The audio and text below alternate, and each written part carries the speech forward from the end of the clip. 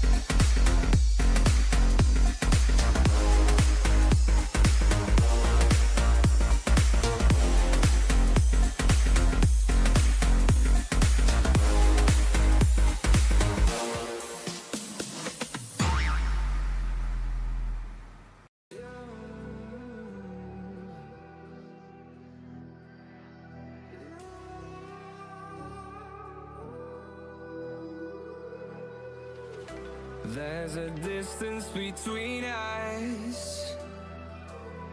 It's getting hard to reach out.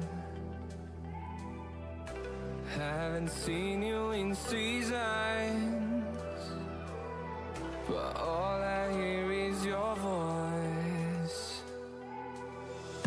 I know my limits, you can break me down, but I'll stay till the finish line. And I've been counting minutes for quite some time now, just to see you again. And I've been counting days to get away, to see you again, see you again.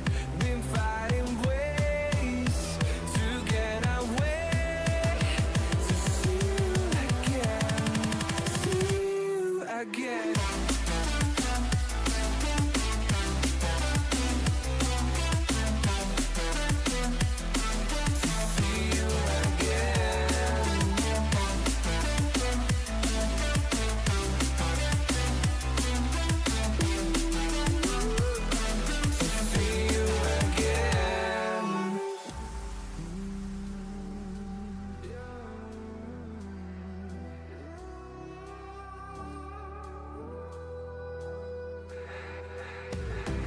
We got millions of reasons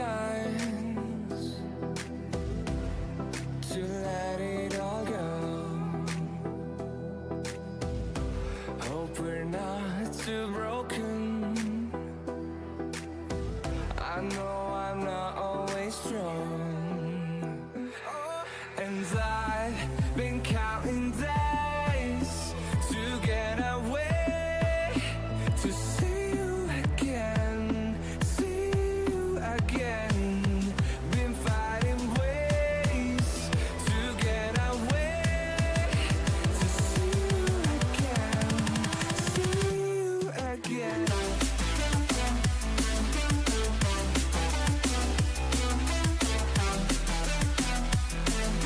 See you again.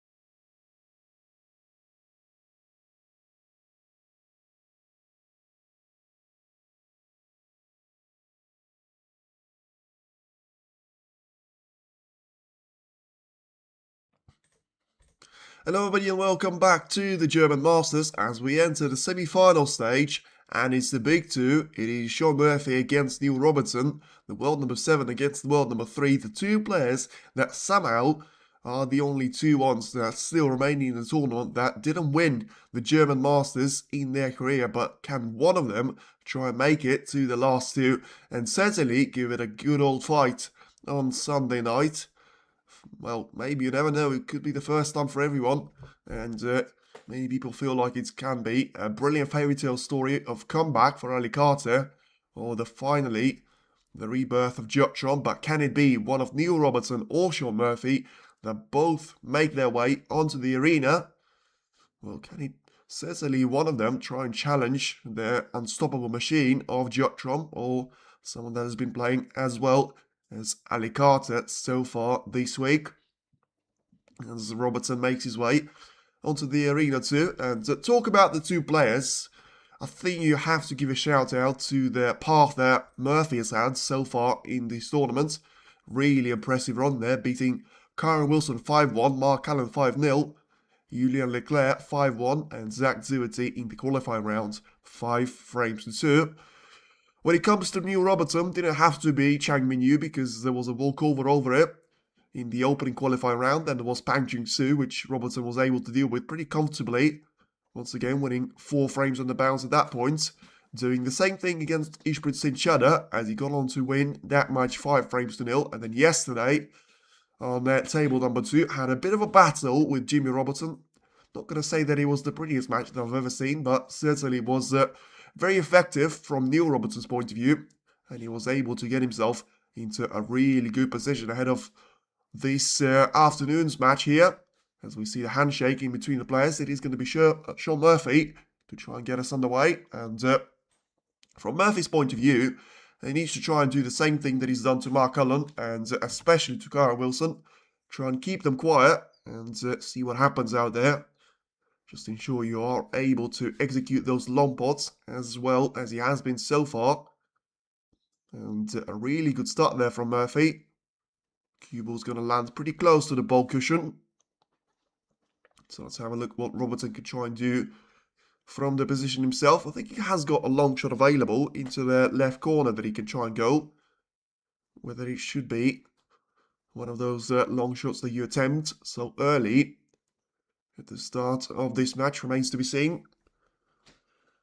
And Neil can be dangerous when he's focused, but Neil is not the brave sort that takes on risky shots.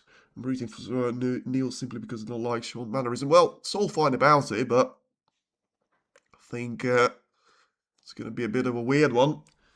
TNT not showing this match until 2 PM. Well, that's fun, isn't it? It's not the first time that's happened. We've seen it with the evening session of Ali Carter and Shaun Ronnie O'Sullivan, when there was the Champions League matches, when we were finishing the league phase. And, well, that's unfortunate, really, because, as I say, I've got it on the International WST Tour, where you just have it on play, the live streaming platform. But, of course, that's not really going to be accessible in all parts of the world, which is really poor, though, because, you know, I get that, all of that, but surely TNT should be able to have one channel that they show a battle of two great giants of snooker for the first hour or so.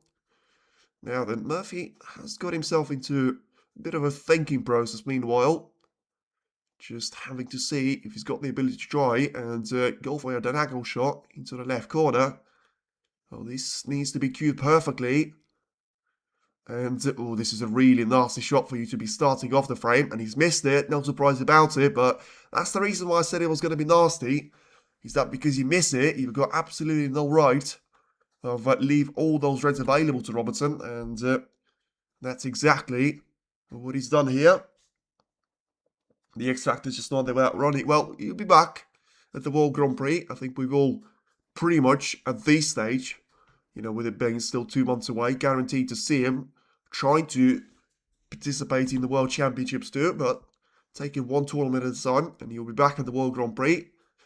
I just think that hopefully the fact that he's been losing to the top 32 players left, right and centre this season is going to force him to try and improve the standard of match play and just make him slightly less rusty there and a lot more match fit. I think he'll be a real threat if you look at this side of the draw.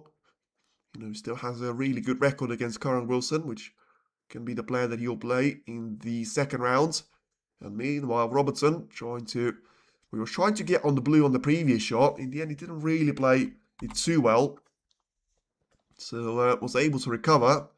But this time around, just puts the cue ball slightly out of position too. Close to the side cushion. So that's going to be something for him to try and worry about right now. Maybe go for a bit of a top spin. Shot into the middle. So clearly reluctant to try and take it into the corner straight away. But I think he's lost the cue ball with that. And that's over on the bulk line. So he may be able to go for the brown, to be fair. But I don't think he's looking at that. So he's looking at the yellow, which I have to say probably is going to be just trying to roll in behind him here. Yeah, it is going to be the case. So slightly surprised with that from Robertson, because I still think there's going to be great areas for Shaun Murphy to try and escape his snooker from. But, you know, the good thing, of course, about Robertson is that he got himself a good start. He's got that 7 points lead. He got a snooker lined up on Murphy.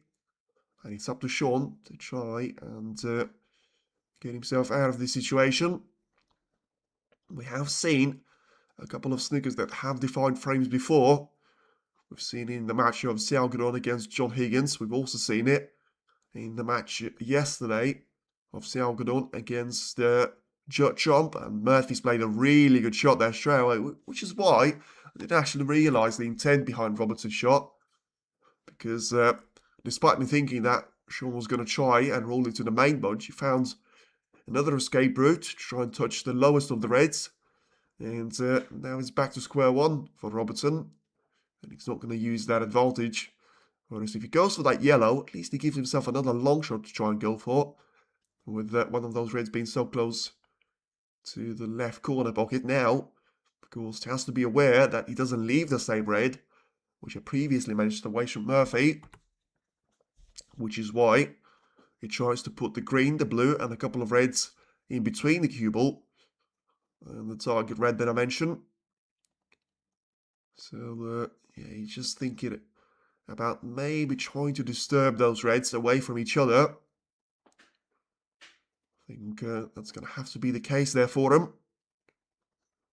So that's what Murphy's having a look at. But the problem with taking that shot is, despite you're pretty much guaranteed to get the cue ball to the top part of the table, you never quite know where the reds are going to spread out.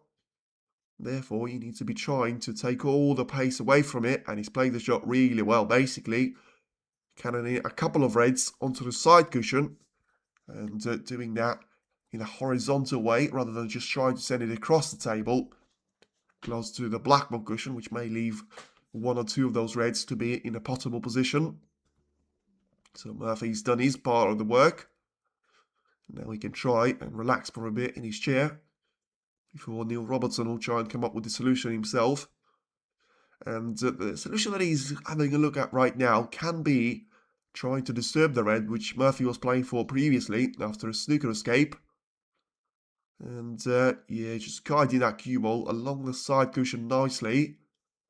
So just making sure that he's going to have the ability to try and get in behind the green, which hasn't quite done. But once again, just making sure that he's not going to have anything easy away to Murphy to give away. That's going to be good enough from Neil Robertson's point of view. Once again, Murphy looking to cue this one really well. Once again, just trying to target that left-hand side of the table. And there's going to be a surroundings of red all over there, but once again, just all in the way of each other. There's about 6 reds, making another group of those right underneath the pink, and then the 6 that I mentioned closer to the left corner too. So you feel like, you know, with one of the players being really good at the start of this, well, both of the players really having some great stats when it comes to winning the opening frames in their respective matches. It feels like it's just all about who's going to get the first chance, and Robertson just pushing those reds closer and closer to the pocket. But for this time, I actually think he's managed to play a really good shot on the cue ball's point of view. let's see if Murphy finds a way for him to try and go for that raid. He can. So, now then, is he going to try and pot it? And he does try and pot it. Slightly fortunate with the way he got the touch on the red. And in the end, he's going to be lined up perfectly on the ping.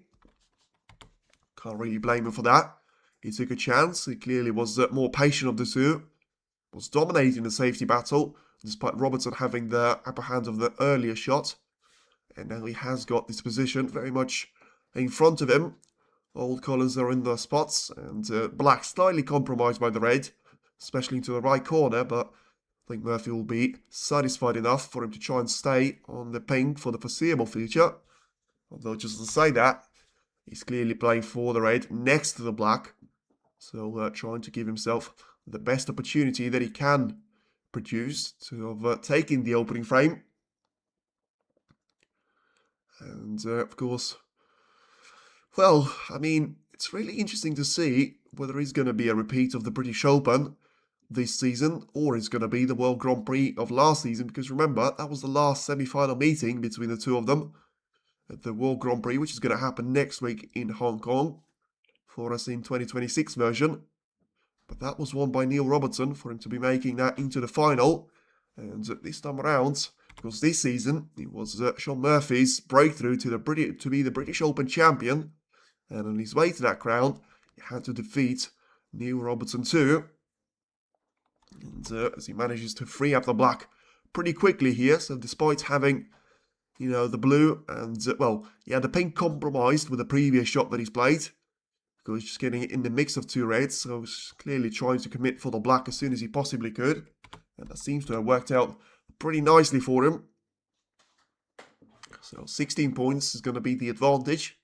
As he plays another difficult red. Just about finds enough power for it to drop into the left corner. And it's going to be all about patience here, but also how well can you take those chances. And the reason why I said Murphy's going to be the favourite is that I still feel like, you know, despite Robertson having such great records in the previous rounds of the German Masters, it's his first real test which you'll have to come up against, because Pang Jung-soo was a good win. You know, didn't have to play against Chang Min-yu, which I still think would have been a really tough test for him. And then with all the form that Ishpin Chana and Jimmy Robertson have had, they're still going to be well lower down the rankings if you compare them to someone like Neil Robertson himself. So, and Murphy doesn't really have that record because he has managed to win against the likes of Mark Cullen. And, of course, yesterday doing that against Karen Wilson, whilst losing only one of those 11 frames that he's played against the two of them. So just looking to try and take this pink into the right corner with the rest. Because another attribute of the game, which is probably one of the best players on the tour, certainly still standing in the main draw here of the Masters. So 38 points is going to be his advantage. So 83 still at the table, which, I mean, it's going to be some sort of good news there to Robertson. But I think with the way that there's 5 more reds still being in open play, you're going to have a really good chance here for Shaun Murphy to try and finish the job off before Neil Robertson gets another chance to try and come back into the frame number 1. So meanwhile, Shaun just needs a rest and a bit of flying skills there to make sure he's got the cue exactly where he wants it. As he plays the red with very little power, trying to take all of that away for him to drop the cue ball perfectly on for the black. And just now having a look, he's going to be able to try and play in behind one of those 4 reds. Again, clearly feeling that that option wasn't there. So just getting himself lined up for a straight shot into the left corner. And once again, edging ever closer for him to be taking another frame away and making it 1-0 lead there for him to be taking against Neil Robertson. So 47 points advantage, takes another bank into the right corner. So despite him managing to free up the black in the opening stage of this frame, he's still able to utilize the pink in the best possible manner for him. So takes the red nicely once again. And that means he's going to be just 2 shots away from making it a frame ball. Well, I mean, technically, he's going to be 60 points clear as long as he takes the paint, but just needs to make sure he eliminates one more red after it, and then it is going to be game over. And, well, the first real worrying sign there of Neil Robertson's campaign this tournament. And he comes away against a really good opposition player. So, just like the match of Ali Carter and Watchalong, I would expect this one to see us fly through quite quickly. And, of course, the thing for us to be aware of is that who is actually going to be the winner and be taking on either Ali Carter or Watchalong in the final. So neither of the players have seen the return to the final stage since, well, it was 2 of those appearances for Shaun Murphy at the China Grand Prix, also known as the Xi'an Grand Prix, and also, as I say, at the British Open Triumph that he had. And then for Neil Robertson, you have to go all the way to August of last year, where he had that successful run against the likes of Ali Carter, against the likes of Elias Lesser, and of course beating Ronnie O'Sullivan in the final was the icing on the cake. So it's been a while for them to reach the last 2, but they certainly have been in and out of those business and matches of those tournaments. As another blue disappears there from Murphy. Straight into the middle, and he's still got a good chance of making a century break, despite the position being very much complicated at the point where you ride to the table, and him utilising those skills on the rest shot once again to perfection. So just underruns slightly for the Blacks, and that's going to be the last test for him. Surely on the way to the century, he's trying to get this black in, and then getting himself lined up for the yellow, which he has. Avoids there, right middle pocket entirely, and he's now surely going to be just moments away from making it the perfect start there for himself. We have seen that break of 128 points from Neil Robertson in frame number 2 against Jimmy Robertson yesterday. So let's see if Murphy's going to be able to replicate that number and make it a 1-2-2 clearance. He needs to go on and clear 4 more colours, but it is going to be a century break. And Murphy enjoying the acknowledgement of the crowd once again. Loves to be their fan favourite, as they all do, of course. Which just seems to give a lot of acknowledgement when mentioning the crowd and their support throughout the tournament, no matter the venue. And the break of 109 points right now means that Murphy is still on the charge here from trying to catch Mark Selby when it comes to making the most centuries in the entire season. He's a couple away from him, but if he manages to start off like that, he certainly is going to be a real force for that to be the case. 122 points, and it's the opening frame that gives the way of Shaun Murphy, who now leads Neil Robertson by 1 frame to 0, and it's only getting started, so you would hope that it's all about to get better from Robertson's point of view. Can't really get a lot better than that. Murphy with a perfect frame of snooker, and now needs to make sure he's going to be up and running with pretty much the same mentality and the mindset that he had against Alan Wilson, managing to have a gap of 4 frames to 0 against every one of them, so basically not dropping a frame in the opening mini session. Of course, had to yield to Wilson, coming back with that 1-3-7, I think it was, or 1-3-9 against him in frame number 5. And in the end, Mark Cullen didn't have that response, so both of the matches ending in a very comprehensive win for Shaun Murphy. And, well, Neil Robertson has got a couple of those to his name too, but they haven't come against so high-profile names as has been the case from Murphy's point of view. Now he's going to have the ability to try and maybe get himself a bit of breathing space here as we approach the start of the second frame. The reds are all set, so it's just all about the black and the pink. But from Robertson's point of view, I mean, you have to make sure your safety is going to be top-notch because, I mean, the most painful part about that match of Karen Wilson against Murphy for Wilson was he wasn't actually playing that bad, but Murphy was playing incredibly well when it comes to his long shots, and he was able to explore that part of his game to the level which basically left Wilson stunned and speechless throughout the majority of that match. Therefore, when Murphy gets himself into the chance, especially with how clinical he was, there was no real effort from Wilson's point of view, because he didn't get a chance to come back to the table himself.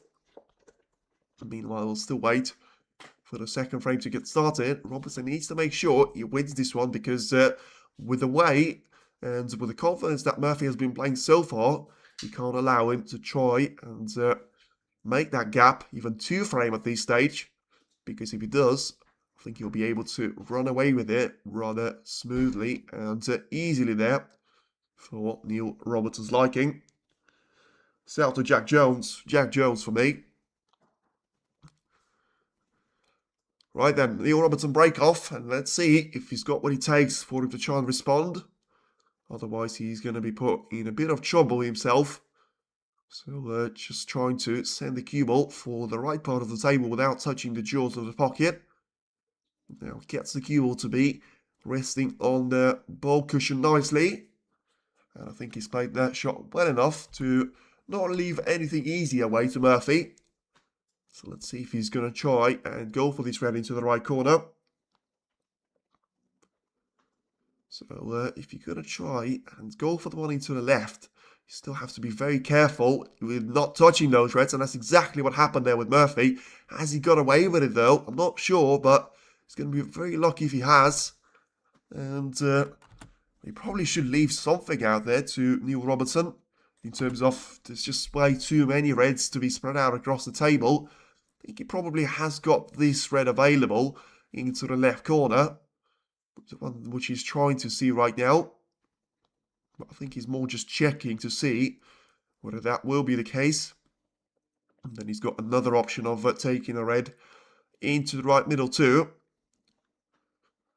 And, well, Robertson needs a good start here. He had an opening chance after that mistake from Shaun Murphy on a long shot, something that you don't see very often. And he's now up and running in terms of taking the red. But is he going to be on the blue? No, he won't be. I think he's going to have a touch and ball, so that's not going to help his chances at all, in terms of he can still try and go for the yellow. But, yeah, I'm not sure if it is going to be called a touch and ball, because he may just try and play for the blue. So basically play away from the cue ball. And once again, it is going to be just a single point scored here for Robertson. It gives back the turn to Shaun Murphy. Has to be slightly more clinical than that.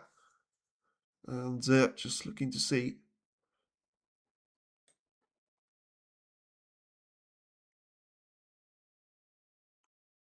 So Murphy just having a look there with the assistant referee to ensure that the big screens are not going to be flashy there. And, well, clearly it doesn't seem to have a positive effect on Shaun Murphy. So it's just going to be a bit of a delay in the game. And yeah, as we come back to the main action, shouldn't take too long for them. Robertson was quite surprised there, which was why I was just thinking that there was going to be an interaction from the crowd, but in the end it was. So yeah, let's just see what the response is going to be. Murphy's certainly in no rush for himself. So we've got someone from the director's point of view just coming over and seeing if they can try and do something about it to fix it. So once again, happening in the second frame. The first one has gone quite quickly. And yeah, you could see, to be fair, I can understand what he means about it, because they're flashy. And I've been looking at them for 3 seconds, and that doesn't look good at all. Especially when you're down to hit a shot and you need a maximum level of concentration there to yourself. So just thinking about the shot that he can play here, Murphy. Of course, in the meantime,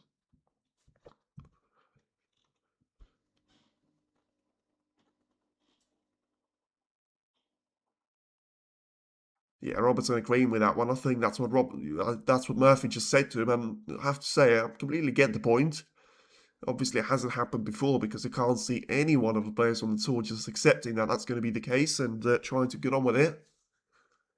So, should be fine now, and Murphy's happy to continue back playing, but he now's come back to the table here. So once again, it's a safety shot. Shaun Murphy coming back. Football snooker. Well, depends. Depends what you want. Want a bit of both, really. You know, you want to have a first session of snooker, and then you have a nice little match of Liverpool against Newcastle at 8 o'clock. So now let's see what Murphy's going to be able to do from this position, though. He's got a chance of trying to send a couple of those reds onto the side cushion, and basically using them as a bit of a cross-double approach. By doing that, and pushes the red away. I mean, that's not really what he's tried, and he got the cue ball to drop into the left corner, so that wasn't really the shot which was played in the best possible manner from Murphy's point of view. And he gives away 4 foul points away to Neil Robertson. But I think more importantly, he's going to have a ball in hand now, does Robertson, and that will allow him to try and to go for one of those shots into the right corner. So let's see what he's going to be capable of doing here. Notice when he plays so fast, because he's so good, and he's got the ability to try and think about 3 or 4 shots ahead of everyone else. He's got the perfect positional control, which allows him to get the picture in his head of what he wants to do, have a perfect control of the cue ball so that he tries to direct the white into a specific part of the table which he's going to be aiming at, and then still concentrate enough on the pot so that he's not going to be compromising himself in terms of the pot success. And in the end, it's not going to give anything there to Neil Robertson, because the ball in hand is going to be utilised with just a safe shot being played. Pushes the cue ball all the way up the table, and leaves the cue ball very much in between the yellow and the brown. So still probably wouldn't say that it's a difficult shot for Murphy to try and play, but in the end, still going to be quite funny for us to witness, and quite interesting, I should say. The way that the safety battle is going to go. Another great response from Murphy. That seems just have a magnet on the cue ball when it comes to the ball cushion shots. Played it brilliantly there from the white's perspective, and gives himself a bit of breathing space once again. Give the turn back to Neil Robertson. Lawrence Locke says afternoon, all afternoon.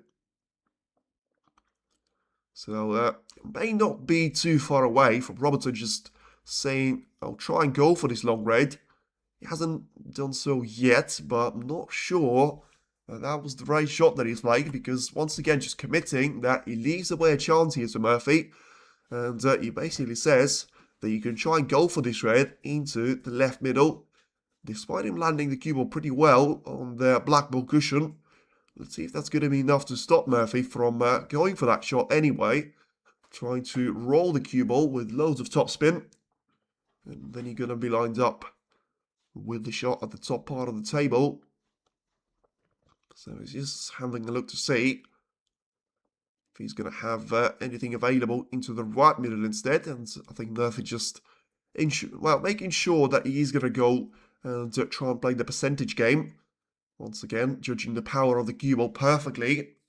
And of course, he realises that the reason why Robertson played that shot is because he doesn't have the ability to try and get the cue ball to the top part of the table. Hence why he's forced to be leaving those half chances away to Shaun Murphy. And he obviously feels like if he's done it once and are still getting into a bit of trouble with his safety, then you can certainly try and do it another time to me. So Robertson basically just committing to it right now. And has he pushed one of those reds too close to the middle? I want to know. And I think he has. So the patience game that Shaun Murphy has tried to play on the previous occasion might just have the perfect outcome for him here. Because if he plays this red into the middle, he may have a bit of trouble slowing the cue ball down. And also getting the red in, as it turns out. I didn't expect him to miss this one, I have to say. He got the perfect kiss on the brown, which would have left him with a really nice chance to have another confident break. But in the end, he catches way too much of the back edge of the middle pocket, has the red to basically bounce away. And Robertson needs a good long shot at this stage. He can't afford to just be playing safeties all the time. So it still seems to be someone that he's actually doing right now. So we're just finding that corridor for the cue ball to be guiding behind the brown. So we played a really good shot, to be fair, you have to say. And it's all about just making sure that when the first real chance comes there, because I can't really criticise Robertson just yet because of, you see all those shots that Murphy's trying to go for, but in the same time, I don't really see those being available to Neil Robertson. So he needs to play the patient game, because as much as you want to be going for those long shots, especially when it's working out for your opponent, the last thing that you want to do is to give away an easy chance to your opponent. Ronnie has lost the motivation, especially since so many Chinese players have arrived on the scene. Well, I think if he was to lose the motivation, I don't think we'd see him at the German Masters, to be fair, so I don't really, it's got anything to do with it, but I probably think that he doesn't have as much will to try and practice of 3 or 4 hours every day, which is going to be probably something that it takes for him to be very much at the top of his game. And he's still going to be trying to use those matches that he'll play in the German, and then at the World Grand Prix too, as a bit of a confidence boost, and or maybe just get that rusty feeling behind him, get match fit, and then you never know, if he plays anywhere near like he has in Saudi this season, he's going to be a real threat for the World Championship. Make no mistake about it, because no matter how much form there is going to be for someone, when it comes to the quarterfinal stage, anyone can win the tournament, as Ronnie has said himself. And a great shot there from Robertson, slightly lucky with the way that he got the green as well, with the cue ball approaching the bulk line at that point. So Murphy will try and basically respond there with guiding the cue ball to the top part of the table, but he touches the red, which wasn't the one that he was trying to play, when sending the cue ball back to the top part of the table. And this is a mistake there from Murphy. Probably one of the few that we've seen so far, with the safety being so good prior to this shot. And still, I'm not going to say that it leaves anything easier away to Robertson, but he probably is going to be at the stage where you can't just ignore the chance that gets presented to you. And ideally, you want to take it into the right corner, and he has taken this chance. So Robertson is certainly back up and running, and he's going to be looking to try and extend that gap from 6 points all the way to something like, well, 40 at least, I would say. I know that the position is going to be very difficult for him to try and manage all the way up to winning the frame, but you can make the similar points about the position that Shaun Murphy had in the previous frame, yet it didn't really stop him from making that 122 points of a break. So the first couple of shots are going to be very important here for Robertson, and I'm not sure that the red that I thought he was playing for is actually going to go into the left corner, because if it does, he just played a really good shot, and he still needs one more shot that will keep him on the black, and that way just allow the cue ball to be stopped and positioned for that black to be taken into the right corner. So obviously loads of topspin applied. Maybe not even trying to stay for the black, but just forcing it all the way on for the pink. I don't think he's stayed for the black, although it was a genuine attempt. He should be able to play the pink though, despite being slightly compromised on it, into the right middle. So a bit of a action on the cue ball from the backspin point of view. Let's send it all the way to the side cushion, play the pink really well, gets a contact on one of those reds in the meantime, but I don't think it's going to compromise him at all. And if anything, it's just going to put a handbrake on the cue ball, get him lined up for this red rather nicely. And it's just all about if he can try and guide the cue ball away onto the side cushion. That's what he's thinking about. But I mean, I say it as if he's got the black and the pink waiting for him. It's not really going to be the case. And therefore, he needs to try and make this cue ball basically run on the side cushion, bounce away, as he barely gets that red. Ooh, I mean, that was a risky shot that he played, but I'm not sure he's going to get the reward for it, because he nearly missed that red anyway. Somehow he dropped in, despite wobbling so much in the pockets. He had the cue ball to bounce away off the side cushion. And He's going to be lined up on the peak right now. So, yeah, he's played another good shot there, Robertson. So just thinking about the position on those reds all the time. And so he's managed to do a decent starting point there for himself in terms of the foundation for taking this frame away from Murphy. Now just having a look to see if he's got those reds available, but you know, the position already has improved massively. It's the last couple of shots that he had to play. But he still hasn't managed to solve the biggest issue that he's got. Is the fact that he's got neither one of the blue, pink and black colours available to him in all the pockets that he needs them. So, yeah, he's just going to try and force those reds away from each other. But is he going to be on the peak here? Don't think he will be. And that leaves him with pretty much a long shot on the blue as his only option available. I mean, it's a bit of a different situation that Robertson finds himself a part of right now, because he can try and go for this blue. There's nothing wrong with doing that. And use the white to bounce away off the side cushion. And that's going to work out just fine for him, but I think it's all going to be about trying to get the cue ball onto the brown and just leaving it onto their bulk cushion instead. So break of 18 points, which certainly felt like a lifetime there for Robertson. But he still gets him that 23 points advantage, and it's back to Shaun Murphy to try and do something about it. He has got another long shot available to try and take into the left corner. You know, with drastic improvements made to this position, may not be the worst idea in the world, especially if he makes this red in, which he doesn't. And is he going to fluke it? He won't. And actually, I've just realised, not seeing too many of those, you know, massive flukes so far in these German Masters tournaments. We're about to see a couple here, because I think had it not been for the brown, the red would have been very close to dropping into the pocket. But in the end, it is going to be back to Neil Robertson, and another great chance for him to be taking this frame away from Shaun Murphy. Making it after around 50 minutes or so. And one frame all. So Robertson just seems to be playing around with the rest there, making sure that he can try and put it into the perfect position there for him. And in the end, just puts it alongside the blue. Has to be very careful that he doesn't touch any of those reds. Making sure that he's got perfect control of it. And this makes the shot slightly more difficult. Just guide it and basically use that as an extension of your arm. And he's played the shot really well.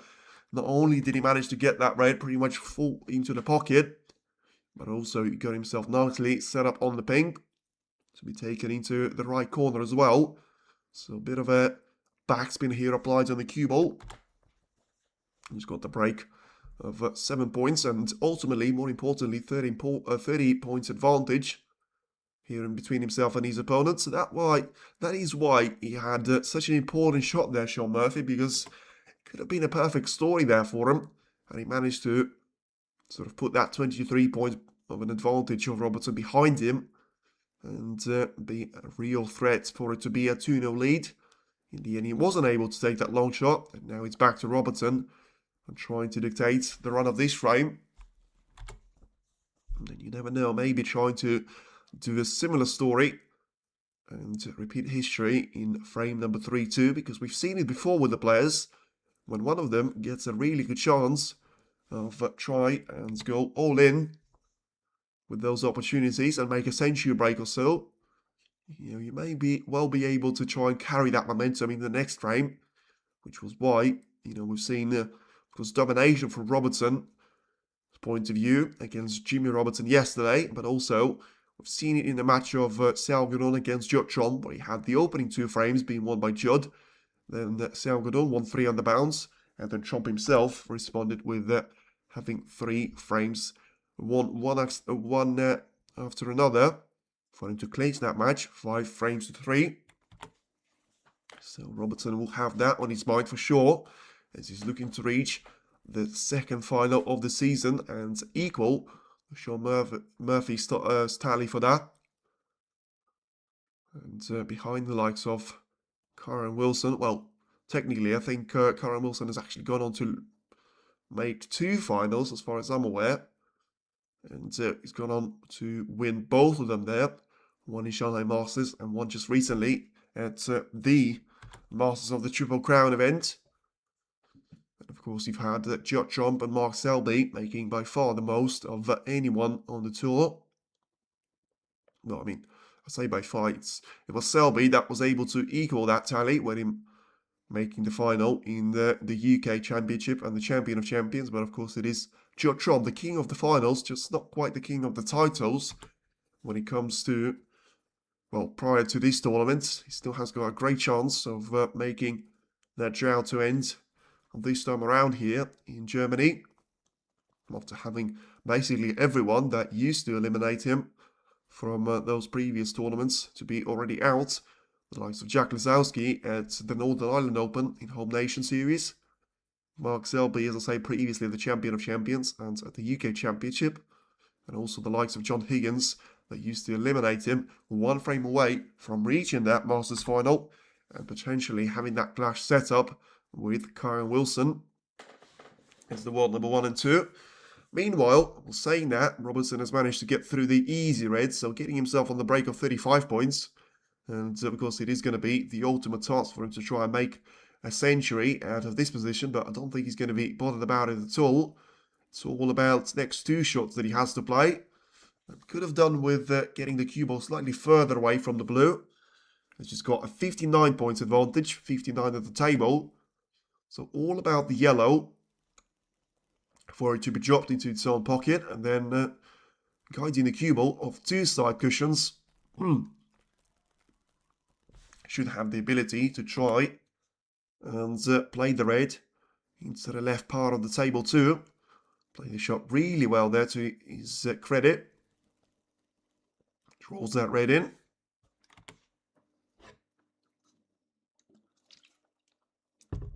And gets himself lined up for the pink to be taken into the left middle too. Yeah, slightly. Sorry about that. The voice seems to be getting the better of me at these moments, which is quite weird. But yeah, played a really good shot on the previous pink and the red. And it's just all about trying to guide it for the next color, which he's unable to do. But it shouldn't be too much of a problem here for Robertson, as he's able to put a lot of points in between himself and his opponent. So just try and go for the blue and put a bit of distance in between the cue ball and those reds. And it's surely going to be a way for it to be a 1 frame each. There's no point for Shaun Murphy to come back. And it is now 1 frame each as we approach the frame number 3. And it is Neil Robertson 1, Shaun Murphy 1 as well. And it's all going to happen in frame number 3 very, very shortly indeed. So let's be tuned in for that one as well. And I'll be back with you with just around 30 seconds or so.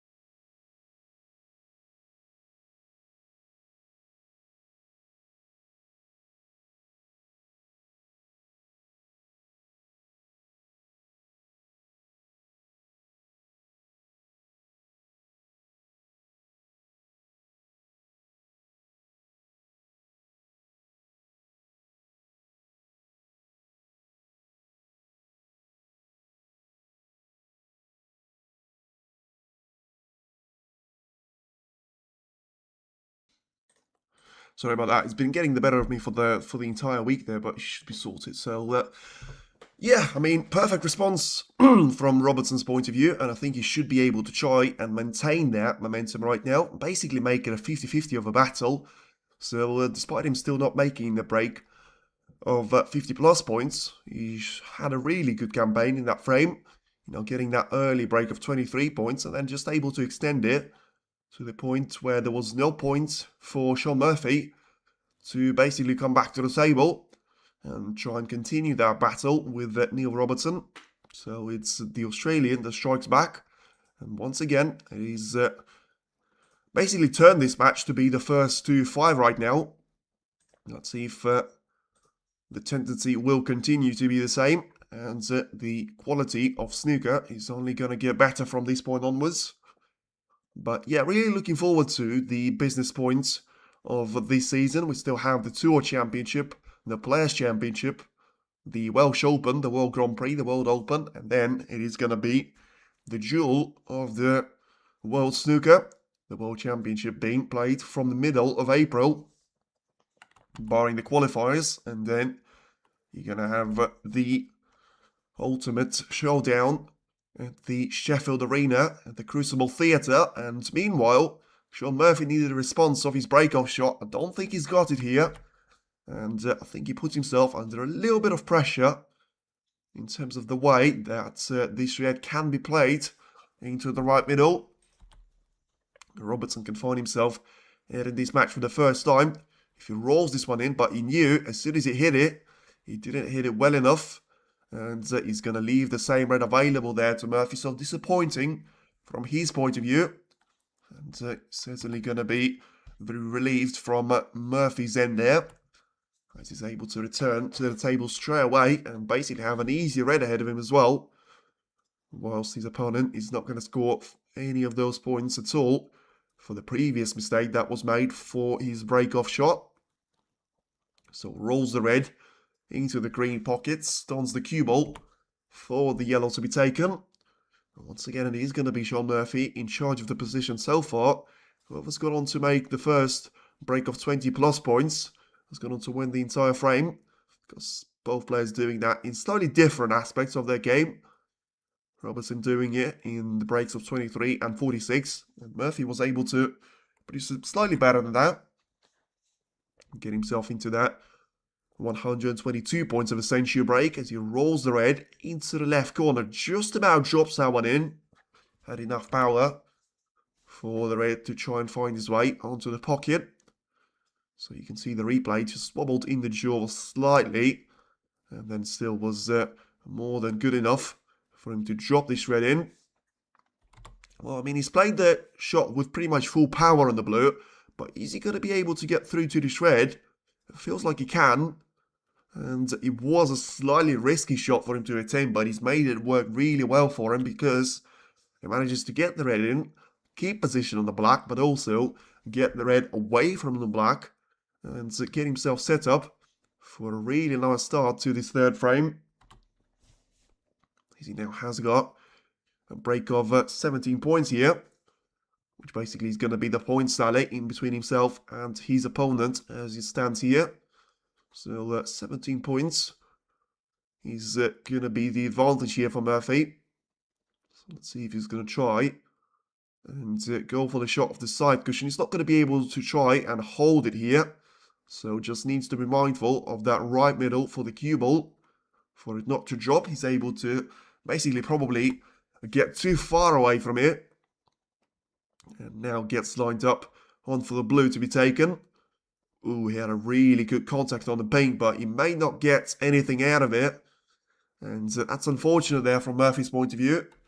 Because despite him making the break of 23 points, same points tally as we've seen from Robertson in the previous frame. Had a really good contact with the paint, but in the end just, yeah, there you go. You can see the reaction. Just absolutely nothing for him to try and take from this position.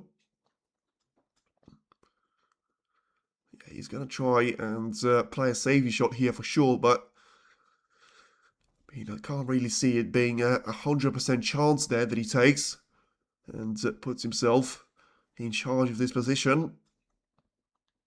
So, yeah, he's got 115 points at the table, which is going to be 11 reds.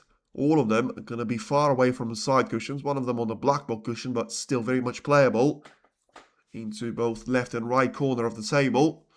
So he needs to try and ensure he gets the cue ball onto the top part of the table, ideally behind one of the ball colours logically, but I mean, at this stage, I'm not even sure that it is going to make sense for him to try and put down one of those reds onto the side cushion, because he may just leave a chance away to Neil Robertson.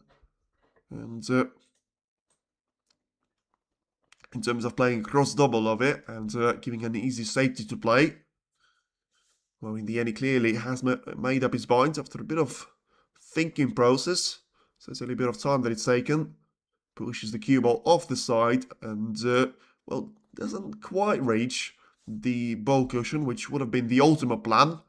And, I mean, because he's played the shot this way, can't say that he's guaranteed himself a safe journey back to his chair, because he may have to stay there for a while. It's a long red available for Neil Robertson. I've seen those taken from him before. Not quite at the semi-final stage though, and he's taken this one beautifully into the corner, although he's going to get absolutely nothing for it, apart from just a single point for that very last red. And yeah, he played the shot really well, to be fair. He's just not quite able to get the cue ball past all the other reds, touching the one on the black ball cushion. And getting the cue ball right in the mix of all of those reds, where it's not going to be playable for the black, and of course he can't see any other of the colours. So we'll have to go for a safety shot. And 22 points is still going to be the deficit for him to try and make his way through.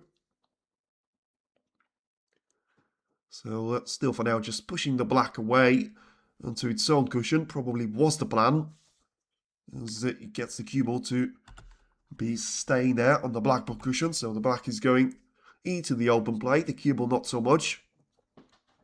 That was the logical shot there to play from Robertson's point of view, because despite him having the ability to try and maybe land the cue ball on the yellow or something, he had a bit too much of a risk of giving away a free ball. And also just, you know, the fact that he's had one of those reds in the open play, which potentially could have been leading to a long shot taken from Murphy's point of view. So Murphy's still leading, by the way, the poll. Who's going to be the winner of this match? 62% to 38%. So probably agree with that, especially with the way the opening two frames have gone. I think I would have said that 60% to Murphy and 40% to Robertson. Now then, another risky shot that Murphy has played. Robertson will create the difficulty and the percentage of just how risky that shot has been. And yeah, he needs to be careful on the point of, if he's able to see this red for the attacking option, that's fine, but he still needs to be able to get the cue ball to the top part of the table in a safe zone. And if he's not able to do that, then he might need to try and go for another short selection.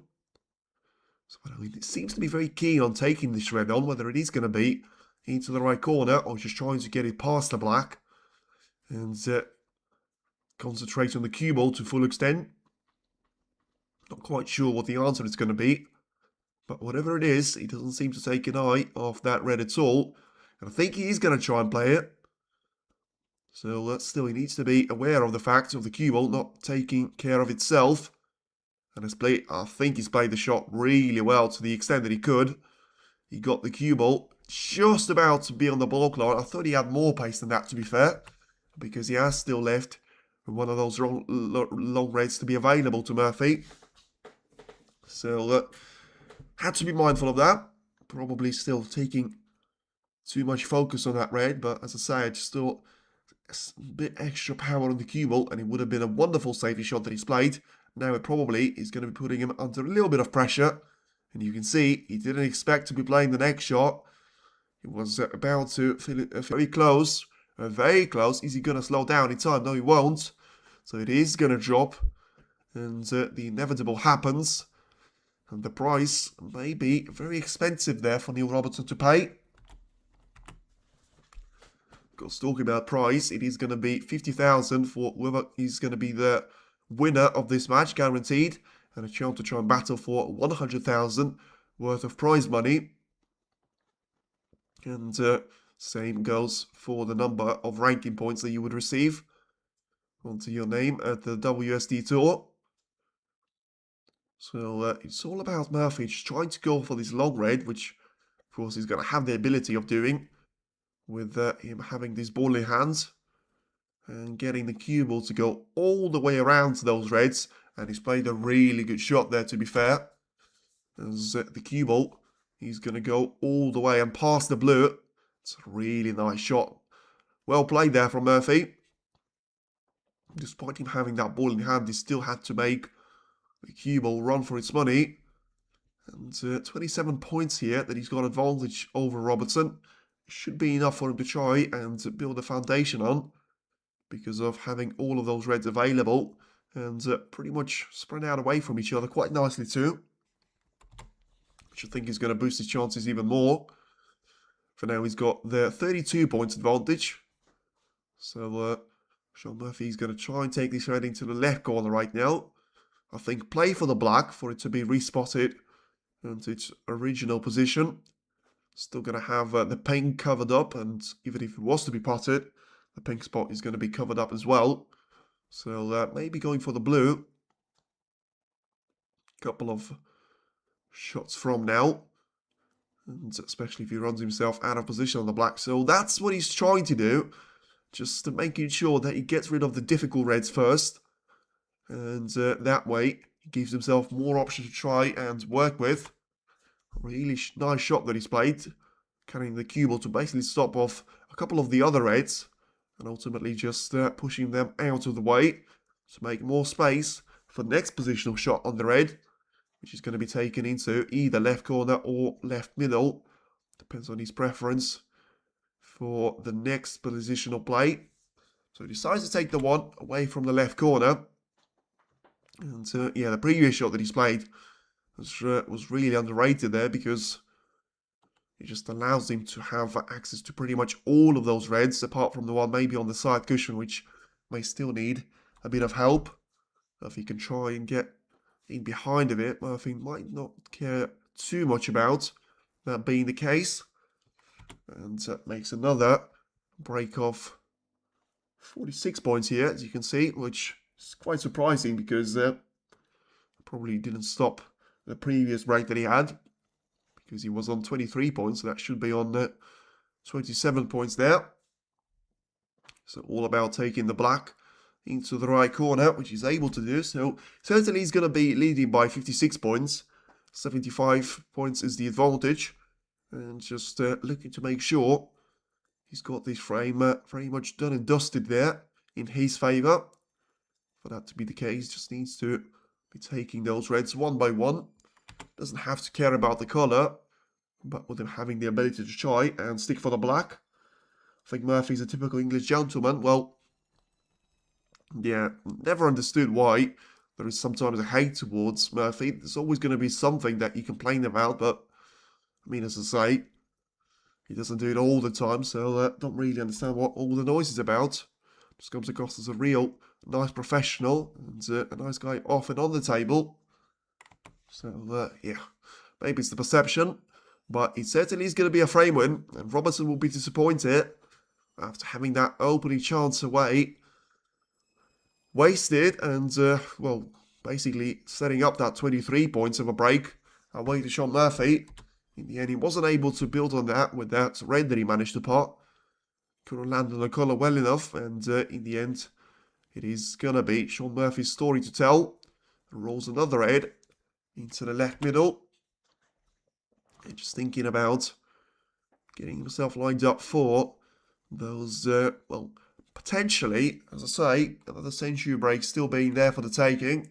He's got 51 points that you can try and play with, and he's going to have quite a bit of those for him to try and make his way through.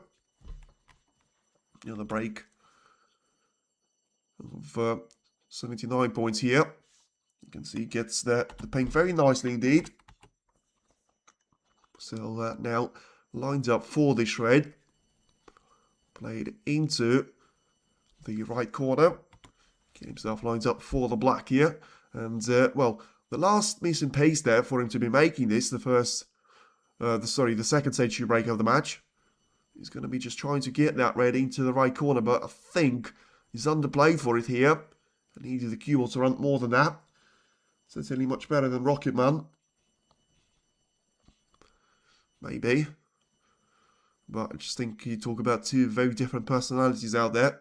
And it's another red, which is going to be taken really nicely here from Murphy's point of view. And gets himself lined up for the next shot here on the black. Trying to get it to the top part of the table.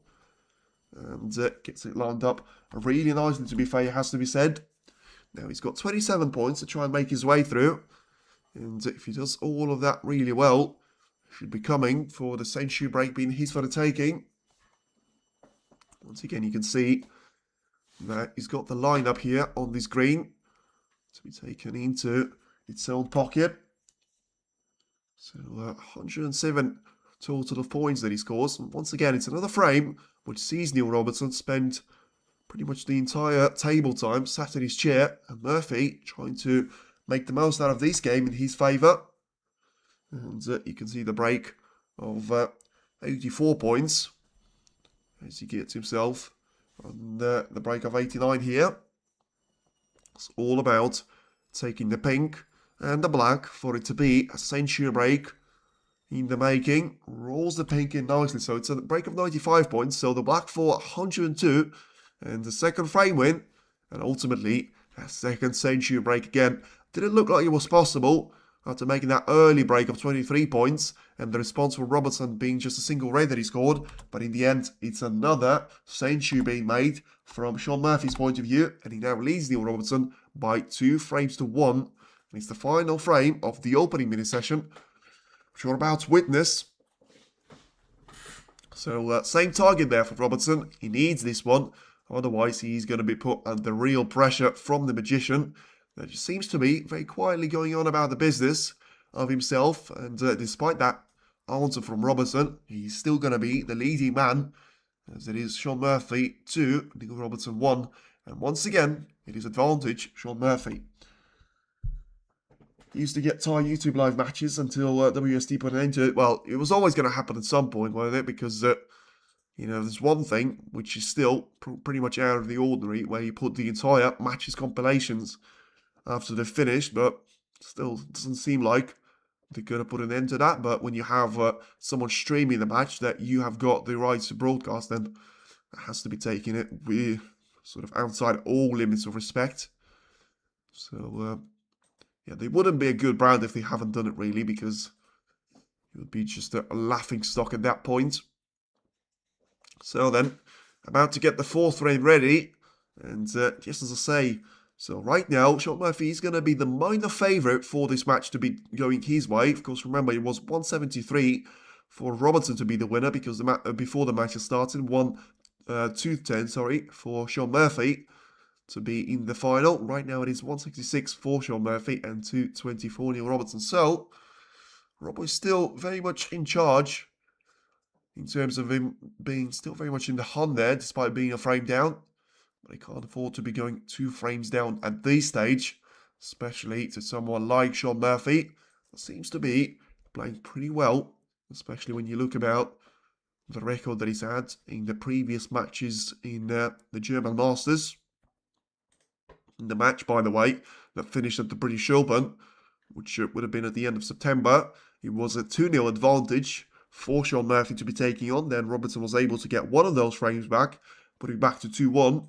So same scoreline as we've got right now. And then Murphy was able to clinch 2 more frames and get himself in the next round. And when it comes to that semi-final of the World Grand Prix, the tournament that has been really famous massively for the final of Neil Robertson and Stuart Bingham, because it was Robertson's show at that night. And, well, most of the afternoon, to be fair, because he was able to win that final with 10 frames to 0. Nothing seems to have gone the way of Stuart Bingham, despite him beating the likes of Watchalong and Mark Selby and Weezer to actually get to that point. And in the end, it is going to be all about the 4th frame here as we get underway. Once again, back to Shaun Murphy goes. And it's a good shot there that Robertson has played to get us underway. So once again, just making sure that he's not going to have too many of those reds available. And about as much as it could have done from his point of view was to try and get the cue ball somewhat safe. And now it's going to be all about the short selection on the next thing here for Murphy. So looking back on this one, he may have to try and still go for the long red into the left corner. So he seems to put an end to those hopes from my point of view. Maybe just looking for a plant availability into the right corner. But I thought he did have the angles to try and get the cue ball past the black and all of these reds onto the top part of the table. But he clearly didn't feel like that was the case. And now gives the turn back to Neil Robertson. So then, just having a look to see if he's going to be getting a chance here to try and take the next shot here. But there's no real guarantee about it, but I feel like he has to try and go for this red closer to the side cushion. I wouldn't say sending in the corner. So, we tried to be on the thin edge of it, which, I mean, I don't really think it would have been a good idea anyway, because of if you catch the cue ball so thin on the edge of that red, I think it would have been going closer to the right corner pocket. But he's going to be going back here. You can see very close, but in the end, not quite close enough for Neil Robertson to be getting a touch on this red. And as we can have a look to see whether that's the case, and I think we're going to need a bit of video assistant referee help here. So that should be fine now. So that wasn't too much of a delay. And once again, back to Robertson it goes. Because he has got the ability to see those reds full ball. So he needs to hit it from the second time. Otherwise, he's going to be warned. And you have to change the direction of that shot being taken completely. Otherwise, he's going to be risking of giving away a frame to his opponent. So then I still think he'll commit to the same shot selection for the second time. But of course, he won't be able to do it if he's going to miss this shot as well. And yeah, in the end, he changed it completely. So just trying to find that path for the cue ball to land on the lower part of the table. But I don't think he's played the shot too well. And I mean, the thing that might save him here is the fact that he's got the black and pink out of position. And pink covered up. Black probably only playable into the left corner or right middle. But when I say only, that's exactly the pocket that Shaun Murphy's aiming for. And, well, maybe he was aiming for it too much and not focusing enough on the red part, because it was a mistake. And right now, it is going to be maybe roles reversed from what we've seen in the previous frame, where it was a mistake from Shaun Murphy that actually led to a chance to Shaun Murphy as well, after Robertson was unable to take the opportunity presented to him. Now, Murphy's played a really good safety shot. Robertson had the mistake, and in the end, Murphy wasn't able to take the red with it. It's a really nice position, I have to say, from the Reds' point of view. Not so much on the colours, though, because I still think that the black spot is going to be slightly compromised by all of those reds around it.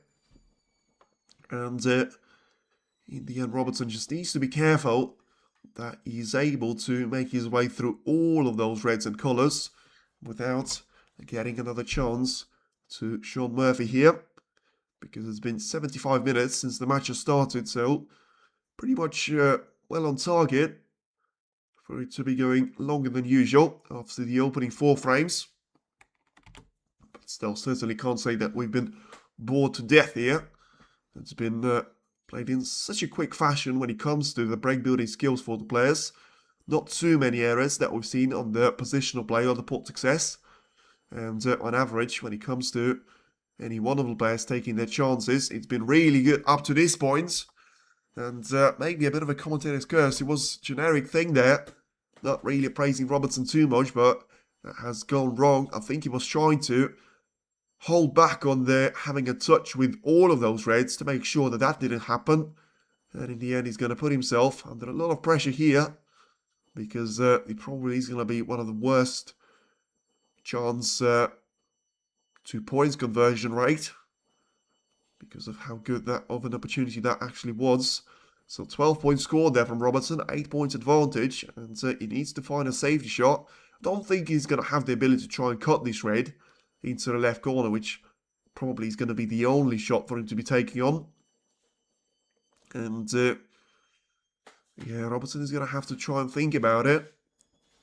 So, of course, still doesn't want to think about it too much, and he still gets himself a result that he's going to be thinking about, which is going to be not pushing any of those reds too close to the side cushion, and still getting himself into a nice position, which will allow Shaun Murphy to be playing some sort of a safety shot without having the access to those reds. And has he played it well enough?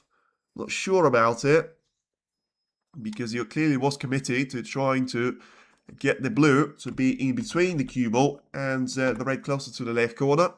And I'm not sure whether he's played it well enough. Well, he just about has. In the end, he's going to have both the green and the blue trying to guard that red away from Murphy. But I'm not too sure that Murphy's not going to have the ability to try and maybe swerve around it, get himself lined up for that red at all costs, and then just hope that he's going to be on the colour after that shot has been played. So that's the thing for you to be aware about. So just trying to get this cue ball into the safe place, and don't push too many of those reds all the way over the pocket, but I don't think he's played a good enough shot here. And Murphy's going to leave the same red away to Robertson. So in the end, the Australian clearly playing the better shot there than the man from England.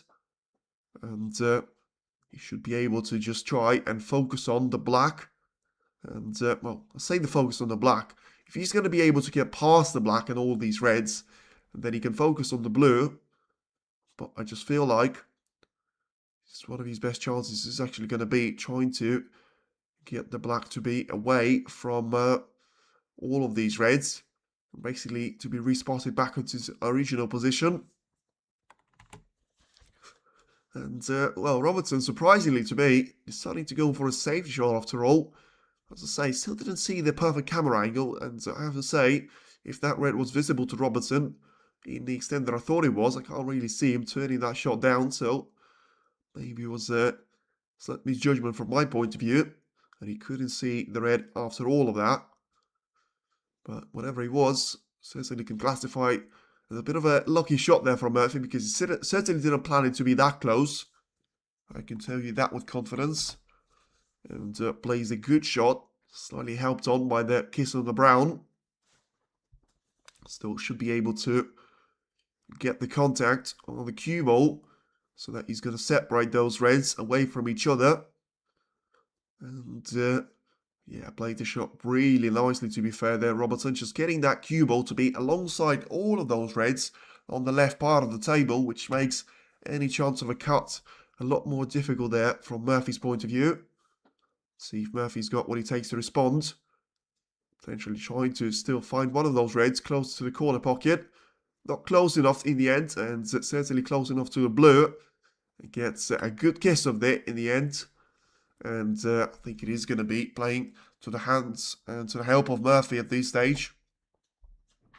Gets the cue ball to be compromised in behind the brown. But certainly Robertson is not going to be amazed about it. And yeah, he's going to force his opponent to, well, make a mistake there. That's what he was trying to do on the previous shots.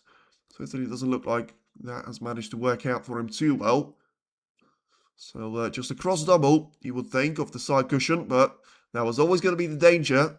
Trying so close to stay the cue ball along the side cushion, and in the end he just drops it in, and no wonder he's smiling about it. And the fact that he got the cue ball to drop probably was one of the best scenarios that could have happened to him, but in the end you can see smiling about it, and certainly not going to mind it too much out there. So still 4 points advantage here to Neil Robertson, but it is a ball in hand to Shaun Murphy. I've seen a couple of those, haven't we? At least 3 on the two players' point of view. And of course, the one from Murphy actually has done more damage to Robertson at that stage, but this one is going to do him the world of good if there was a position on the next colour, which there doesn't seem to be. But still, make no mistake about it, it was a wonderful shot that he's cued really well for this red. Got the cue ball to touch the pink slightly, which probably still wasn't enough for him to be lined up on the black. So once again, has to try and make it the long way around. I think he'll go for the yellow.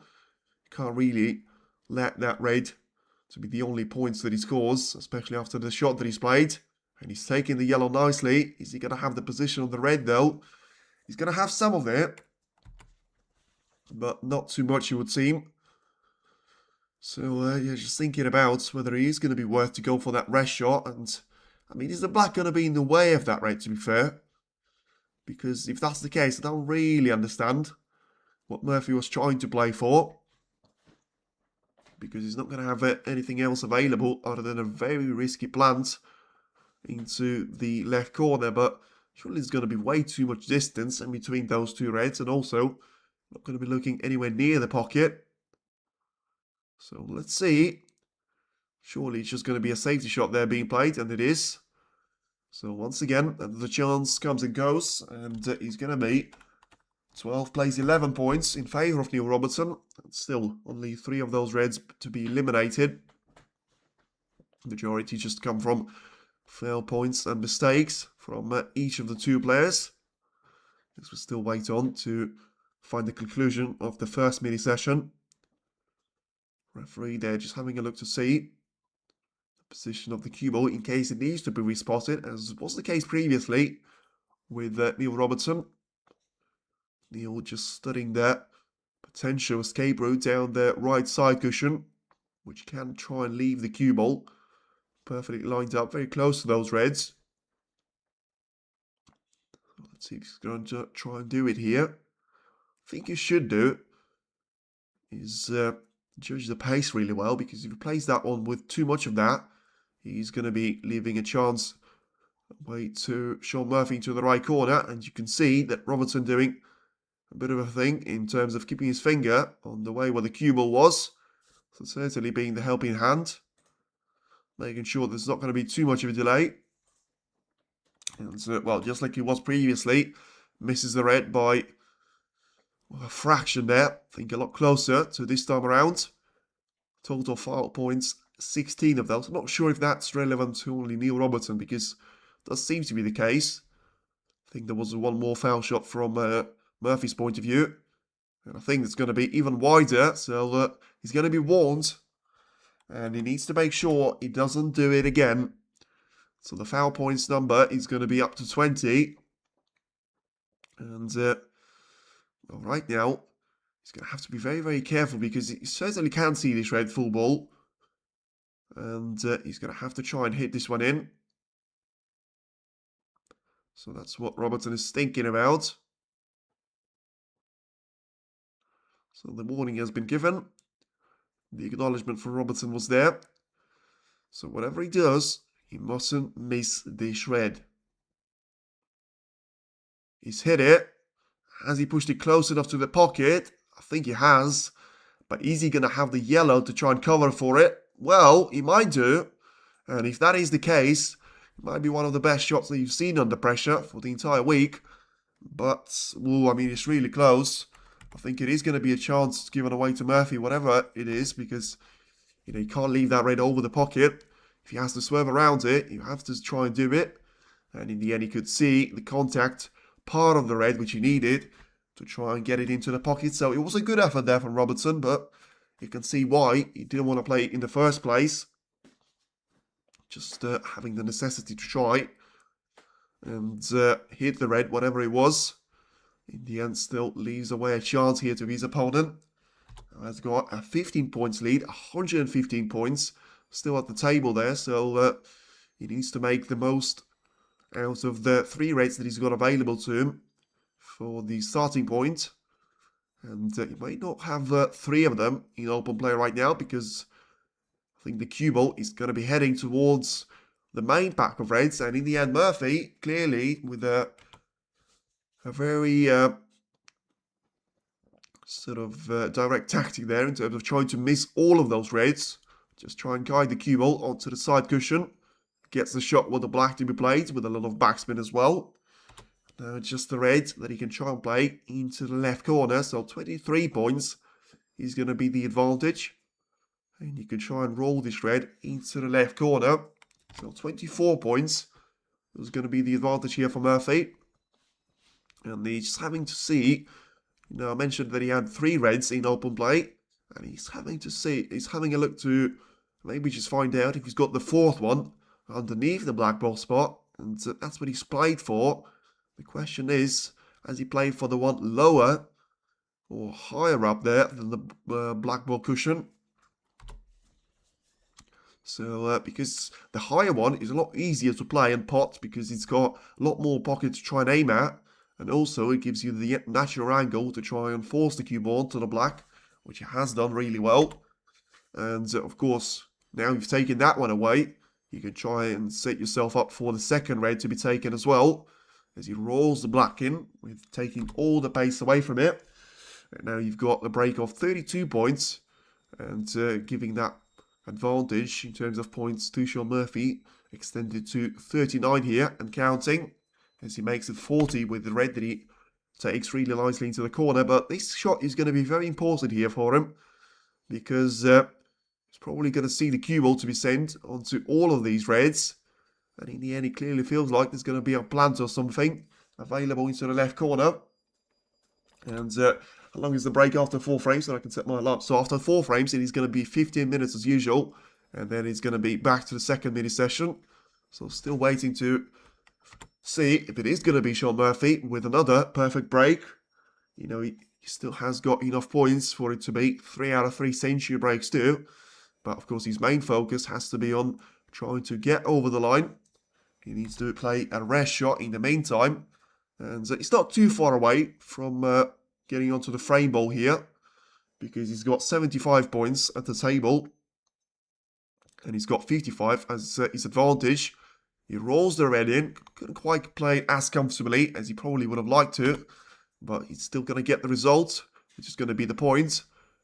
And doing the maths here as well. So 56 points, as you can see. Robertson was very much looking closely to it, but in the end didn't seem to witness the result that he would have liked, which would have been a mistake from his opponent at this stage. So 56 about to be 63 points of a difference, and the next red, he's going to be taking it over the line there for Murphy, and he's trying to play in behind of that red, which could have been classified as one of the more difficult shots. And I thought he was going to leave this one to be played with the rest, but instead trying to get in behind of it. So it is going to be the break of 56 points. But can he try and make it? The break of 57 and ultimately take him over the line? He can. And it's another great shot there that Murphy has played. Now 64 points is going to be the difference, with only 59 at the table here. So he should be taking this cue ball on for the blue, getting himself lined up for a shot of the rose, well, one of those reds at least, to be taken into the left middle. And then he should be able to try and run away with it. With a bit of a backspin shot here on the cue ball. And that's going to be for the century break at this stage. But once again, cued really nicely there from Murphy. No mistake about it. And the break of 63 points, certainly he's going to take him to a winning weight once again. And it's going to be 3 out of 4 for Murphy. Still seems to be marching on with pretty much a perfect record against the top seeded players. He's certainly going to be halfway into the final, and he's going to be a lot more than that if he's going to continue to play shots like this, because, I mean, the position that he had to be faced with was a very difficult one, and yet here he is trying to take all of these reds away from each other. Yeah, I'm slightly surprised that he didn't try to make contact with the remaining 2. Clearly feels like the one closer to the right side, he's going to be taken nicely into the middle. And I feel like it's faded slightly, but it's still dropped in, so shouldn't be focusing too much on that. And, well, certainly has got all the ingredients for it to be 3 century breaks on the bounce. And, yeah, really impressive stuff there from Murphy. And Neil Robertson Can't do anything at all about it. He's got 86 points of a break. And all of these reds so far have been played with either black or blue. And it looks like the tendency will remain. So just taking the blue for one last time before he's going to be on the last 6 colours. So once again, he's going to have a break of 119 points available if he is to make a total clearance. Once again, it is going to be super impressive for us to witness 3 century breaks in the opening 4 frames, and especially for all of them to come from the same player. And that's certainly going to be a stat for you to keep in mind of. Every single time you win with a century break. Of course, you can't lose a frame in a technical manner if you make it a century. But Shaun Murphy doesn't seem to be all about losing at all, because he's made another century break here. A break of 101 points. And certainly going to be enjoying this one a lot. Now then, can he try and finish on the ultimate high? Well, probably not so much if he's going to be playing shots like that there. Just trying to guide the cue ball too close to the side cushion, and still somehow getting the pink and the cue ball into the pocket. So it is going to be the break of 106 points. But Shaun Murphy, boy, is he on fire. And he now leads Neil Robertson 3 frames to 1. And he's the Australian that needs to put up a comeback to the stunning form of the Magician. 15 minutes time, everyone. And then we'll be back for table number 1 for us to witness the deciding conclusion of the first semi-final. Is it going to be Murphy? Is it going to be Robertson? We'll have to wait and see. See you in 15 minutes time.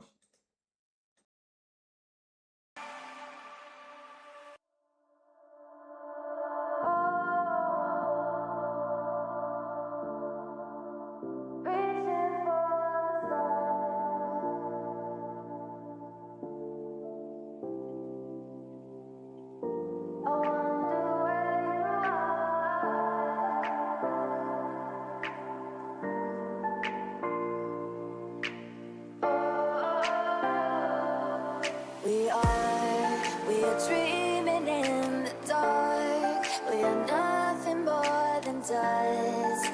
Search but you stay lost. We are reaching for the stars, but we're making this too hard.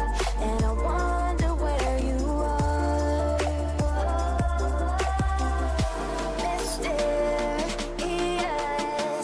that's the part you always show. 'Cause you're too curious.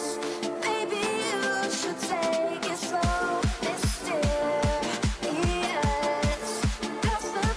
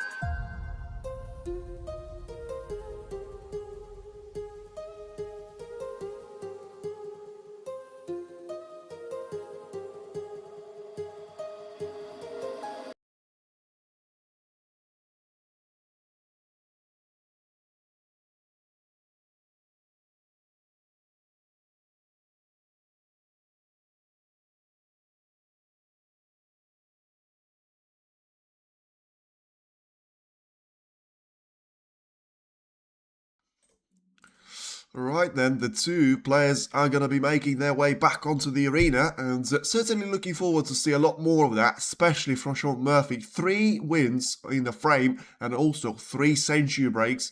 Incredible consistency there from the Magician, and slightly underwhelming though from Robertson's point of view. He needs to be playing better than that if he is to reach another final this season. And so far it has been the show of 2 players for the majority of these tournaments, and those two have been Shaun Murphy and Watchalong, and somehow they could still some 24 hours or so from now on find themselves to be faced off against each other. For now, it is still a couple of more of those frames that are going to come as a chance for Robertson, but we don't really want to see a lot more of that. A mistake by a mile and a misread into the left corner, which is going to be compromising himself massively and his chances to try and take this match away from Murphy. Yeah, he missed that one by a bit of distance, and despite the cue ball having the pace to go to the top part of the table, he didn't really have the line for it. And in the end, it is going to be, once again, a mistake here from Robertson's point of view. And could we see a perfect 4 here as well? Don't think you're ever going to see 6 century breaks being made in the first to 6 match from one of the players. But in the end, it's certainly going to be a chance here for Murphy to try and go on another run here. And straight away, it's a chance not taken, which I have to say was a bit surprising to see. Maybe just a bit of a rustiness of Murphy there coming back after the intermission. But he misses the red by a bit of distance. You can see in the background, Robertson knew about it as soon as it actually happens onto the table. And he gets himself back to the table here. So you can try and guide this red along the black ball cushion, get himself lined up for the black. And let's see if he's going to be taking this one on though, because it's going to be far from ideal. And he may well just be better off in terms of going to the top part of the table here. And trying to do something about it. Yeah, I think just try, get the brown to be the cushion for the cue ball, and get the cue ball slightly closer to the blue. This is a good line there for Robertson. Could have done with putting the cue ball slightly closer to the blue, but he's still going to have that 1 point advantage. And give the turn back to Shaun Murphy here. So let's have a look to see if Murphy's going to have the ability to try and send this one away there onto the right part of the table. And play this one with a bit of power. He needs the red to try and stay on there. And a couple of weird shots there from Murphy, I have to say. And he's quite fortunate to have the brown as a potential cushion that the cue ball can't reach it. Because it could have been a chance given away here to Robertson for the second time in the opening 3 shots there that Murphy has played so far. And just now looking to play this red into the main pack here. Maybe trying to miss the yellow on the way up the table. He's unable to do it. He manages to bring a couple of reds in the way of each other in relation to the right corner pocket. And that might be enough to put Shaun Murphy off here. As he's going to be trying to do something about it.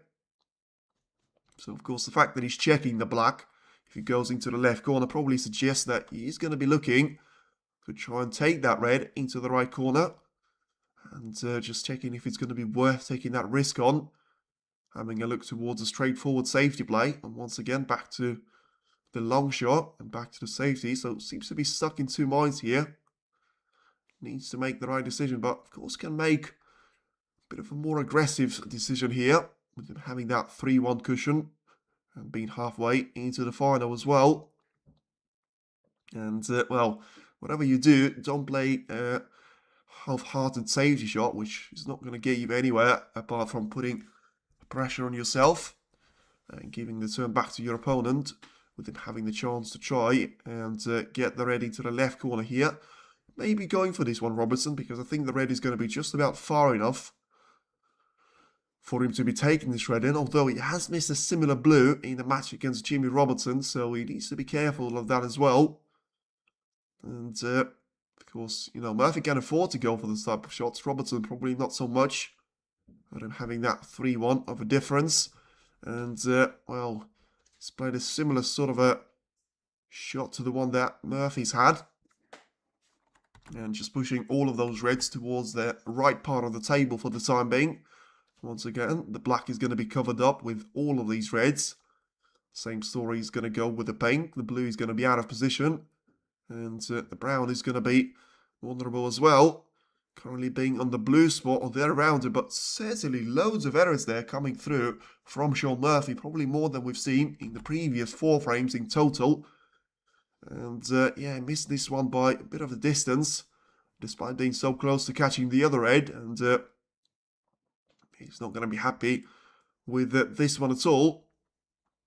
So just going to have to try and trust in his ability here, Robertson, because he can't allow Murphy to get away with all of these errors. But with the way he's just circling around the table, he may not be tempted enough there to be taking this red into the left corner here. So make a little nudge towards one of those reds off the left-hand side. And play the cue ball to the top part of the table of the left-right side cushions. And getting nicely lined up for the bulk, to be fair. So it's going to be all about the next couple of shots here for Murphy. If he wants to try and put all those early misses behind him. And be all about the business here once again. I think whichever player gets the first chance is going to be very much aware of the fact that he's going to have the blue out of position to some extent. So he needs to take care of the brown to make that blue spot vacant first. And then just try and send the cue ball to the top part of the table every single time for him to be playing those shots with the blue. For now, Murphy has just played an absolute cracker of a save shot, especially for this to be the first time. Getting a shot of 2 cushions off the left side and the black ball cushion to be right in behind the red. And Robertson could have played his shot a lot better. The cube was not going to be anywhere near the ball cushion. And he's going to be back to Shaun Murphy to try and do something about it. He's got a couple of long reds available. There's no surprise there, but it's going to be a real surprise if he takes either one of them for the same reason I mentioned. All the colours are going to be compromised, although he is having a good look at the black, which was something that he's done before. And in the end got on to back out of a risky long shot into the right corner. Let's see if he's going to try and do it again. He's got the ability to try and maybe get the cue ball back up the table. But as he was last time around, just refusing to play that shot on the right-hand side. Is he going to try and do the same thing with the red close to the left part of the table? He will. And just use it as a safety shot. So once again, similar start to this frame as the one that we've seen in frame number 4. And let's see if it's going to be same outcome. Because he finished with around 130 points scored. Over to just 1 there from Robertson's point of view. And once again, he has managed to get some of those difficult reds in previously, but just unable to get on that sequence of colours. Therefore, not allowing himself to go for a chance of that high scoring break.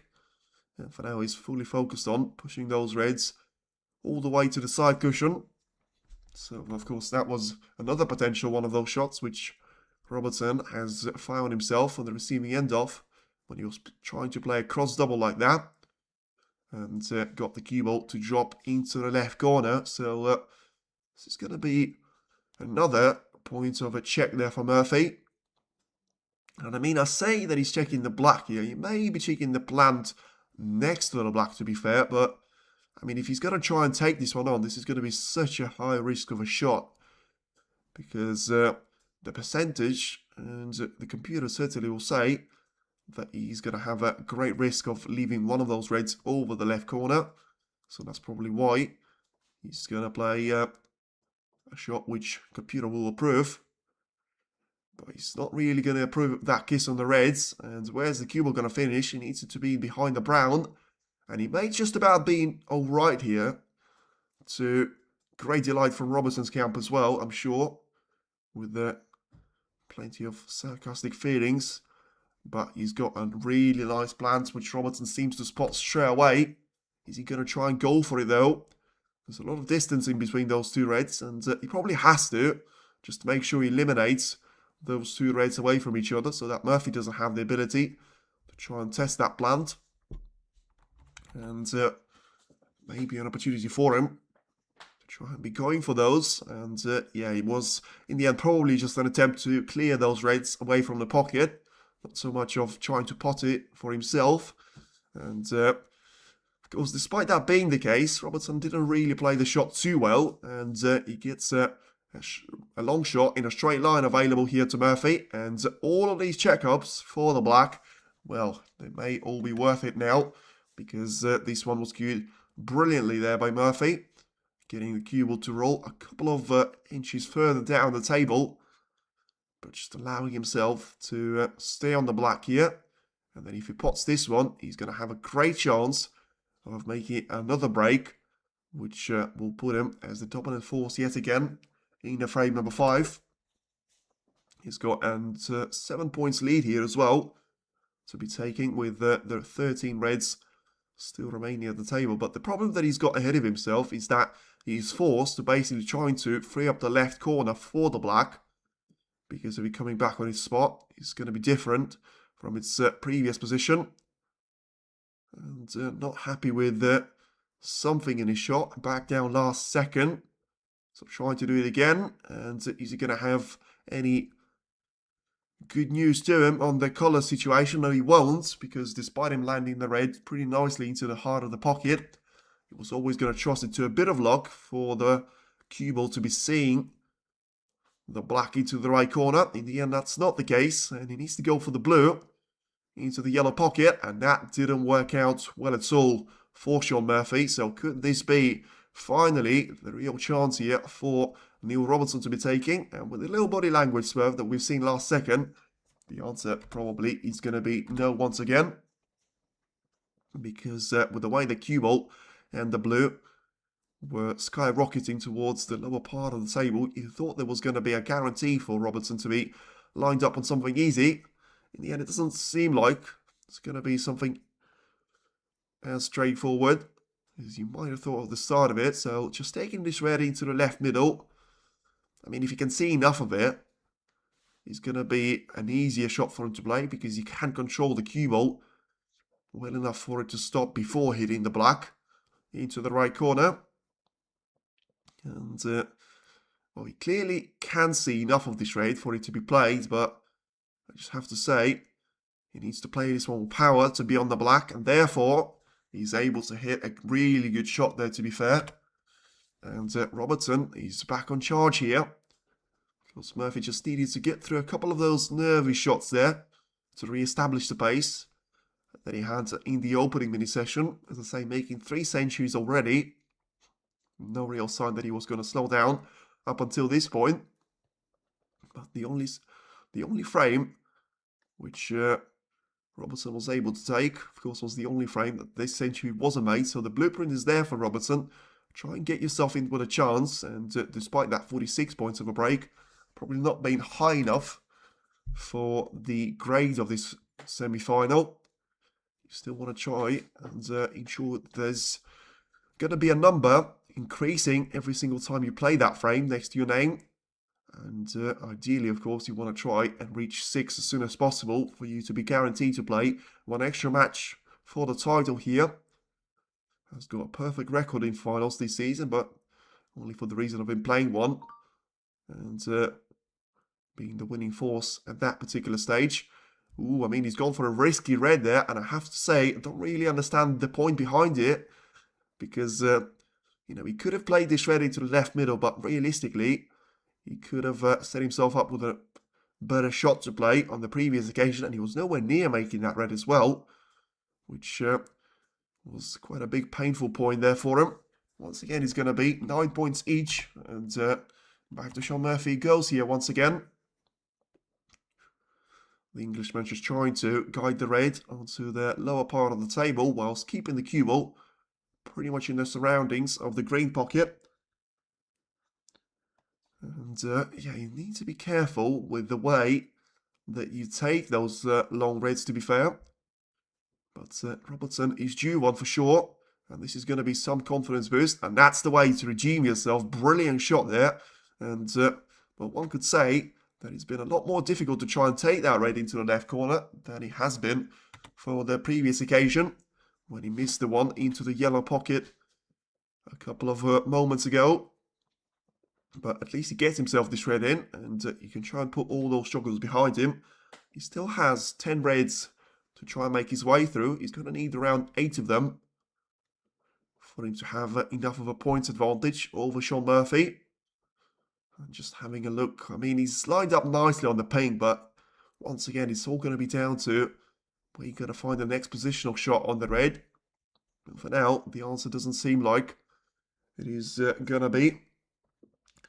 Loser in semis only gets 21k, about the same as the first round loser in Saudi. Well, I mean, that's true, because I know that for a fact, because if you get to the third round in Saudi, if you take it from the first round of qualifiers, then you get yourself 20,000 of prize money, which, you know, Shaun Murphy did make a point about it when he won the British Open. And, of course, the person that won the Saudi Arabian Masters is actually here as well, Neil Robertson. Because Murphy basically saying that, is it really fair that British Open is going to pay me 100,000 worth of prize money and ranking points, whereas, you know, you're going to have 500,000 of those for the snooker tournament in Saudi Arabia, which I think it was a bit of a rhetorical question anyway, but I don't think you're realistically expected to get an answer from, well, whoever you are asking the question to, really.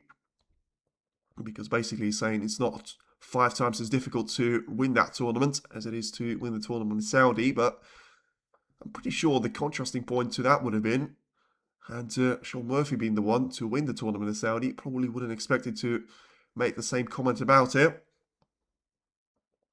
Saudis are going to be Saudis in terms of prize money. They are. And, well, to be fair, there's a different point to it, because as much as you can respect the Saudi Arabian Masters, because it's still a ranking event, and it's got all the tools to be a really successful event in the future, then you still have got that Riyadh Championship, which, I mean, was probably one of the worst tournaments I've ever seen in my life there, with it being a golden ball. But the whole format of it is super weird, where you've got best players in the world competing. There's nothing wrong with that, but what certainly is going to be wrong is that you put it to first to 4, where if you've played snooker and you watched it for a considerable amount of time, you know that sometimes it only takes 4 frames for one of the players to get themselves back into good shape. And it's certainly taking a lot more than that to Neil Robertson, because he's played those 4 frames, and yet he's still leaving those reds over to Shaun Murphy. So that was quite a poor shot there for him. And in the end, it is going to be a chance given away here to Shaun Murphy. As yeah, Robertson could have played this shot slightly better. And the good news for him is that he's going to try and maybe initiate the contact on a bit of a plant of those reds, guide them along the side cushion. And by doing it that way, you should have a good ability to still get yourself a pot in, but also get a couple of crucial reds into the open play there for Murphy. So that's something that he's going to have to try and keep in mind. Of course, he's got a more straightforward tactic of just trying to push another red into it. You can't miss it, so you may as well just try and go for it. But it's going to be a bit of a bad point to it as well, because as he played a really good shot there, Murphy, in terms of trying to get the cue ball to be in around those reds, he basically pushed another red over the pocket, which means he needs to get this red. He needs to get the black, sorry. Otherwise, he's going to be leaving this red away to Neil Robertson.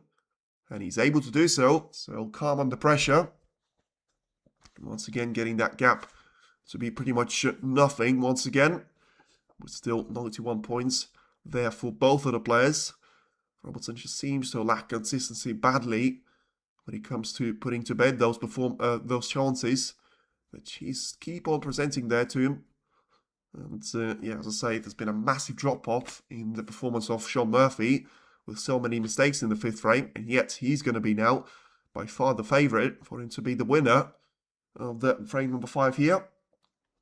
Shaun versus Murphy for the final. Well, I did say that, but I think you were always going to have to go with that, with the way that Shaun Murphy has been playing.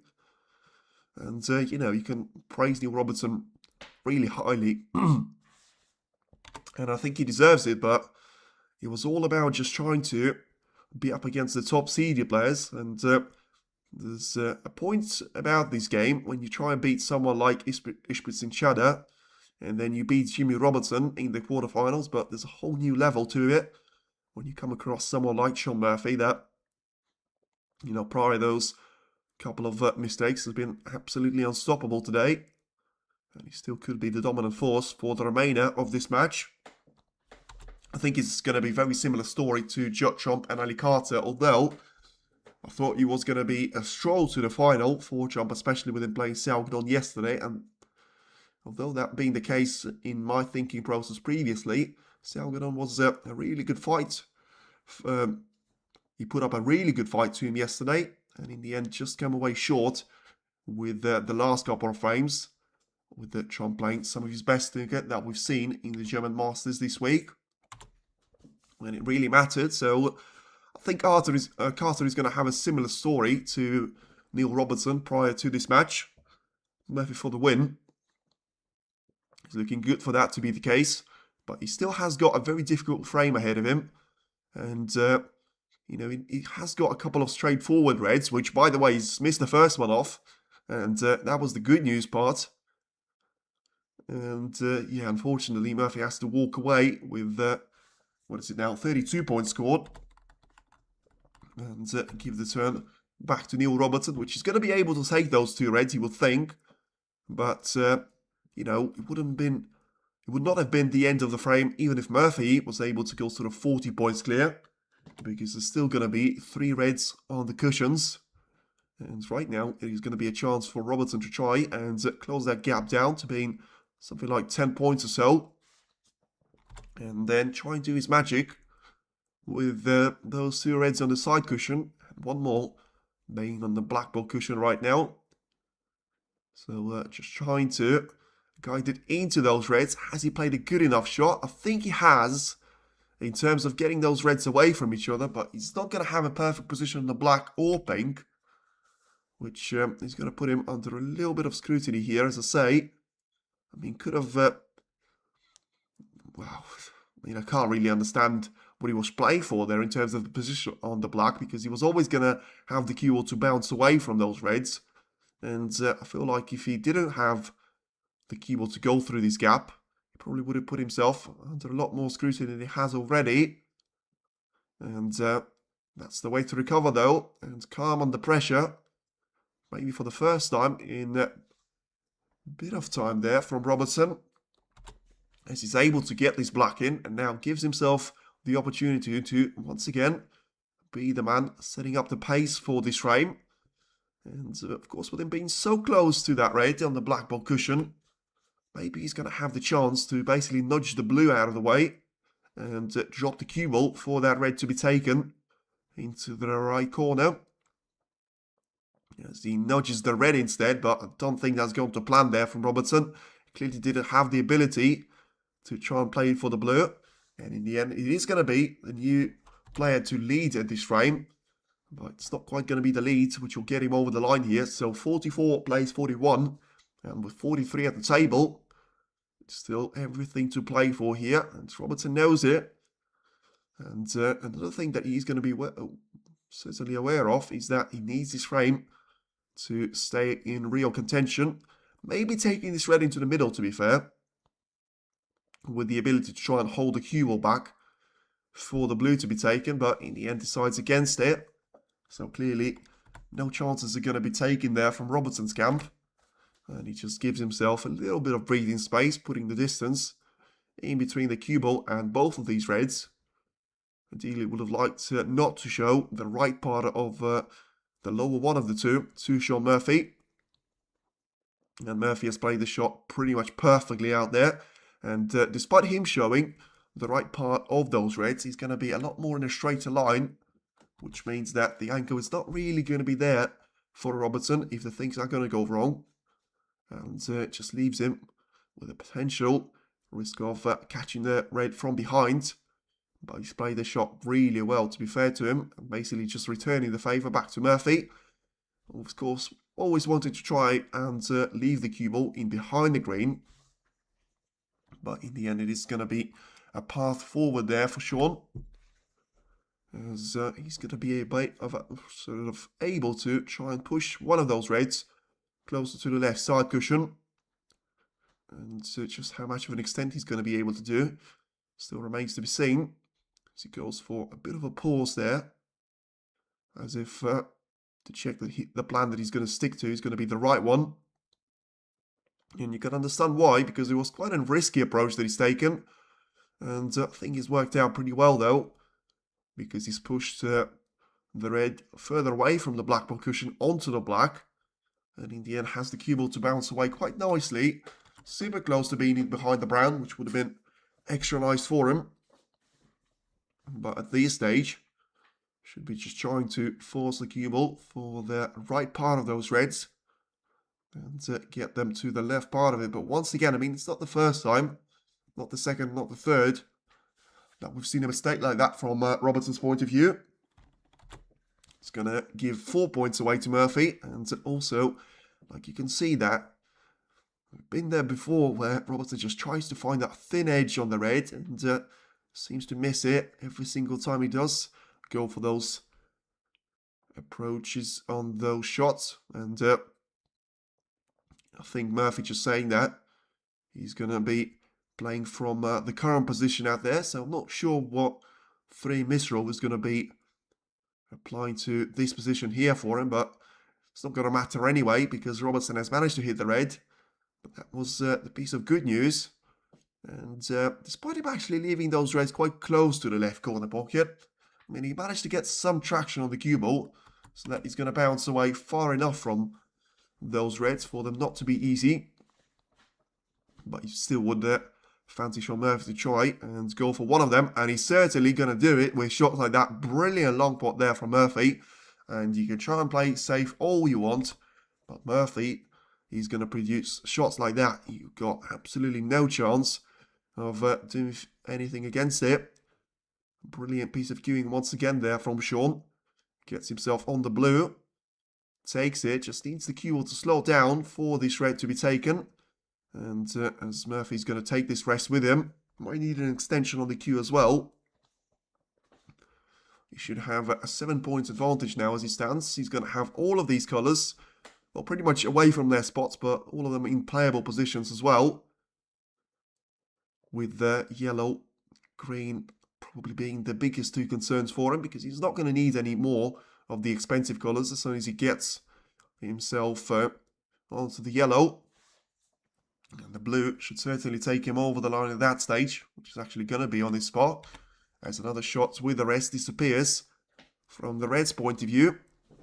He's now going to be 8 points advantage, so 14 with the pink, and he's going to be well clear when he reaches the brown for him to be taking this advantage away from Neil Robertson and for the Australian to be in his snookers, which of course is going to be impossible to achieve with having Shaun Murphy at the table. But once again, just having that fine edge in those long shots, just proving to be super crucial from Murphy's point of view. And now gets the cue ball super close to the yellow, giving himself a nice ability to try and take all the pace away from the cue ball, basically stun it across the table and get himself lined up for the green to be taken into its own pocket. So 16 points advantage, make that 19. And the brown, as I say, is going to take him over the line with 23 being the difference and only 18 at the table.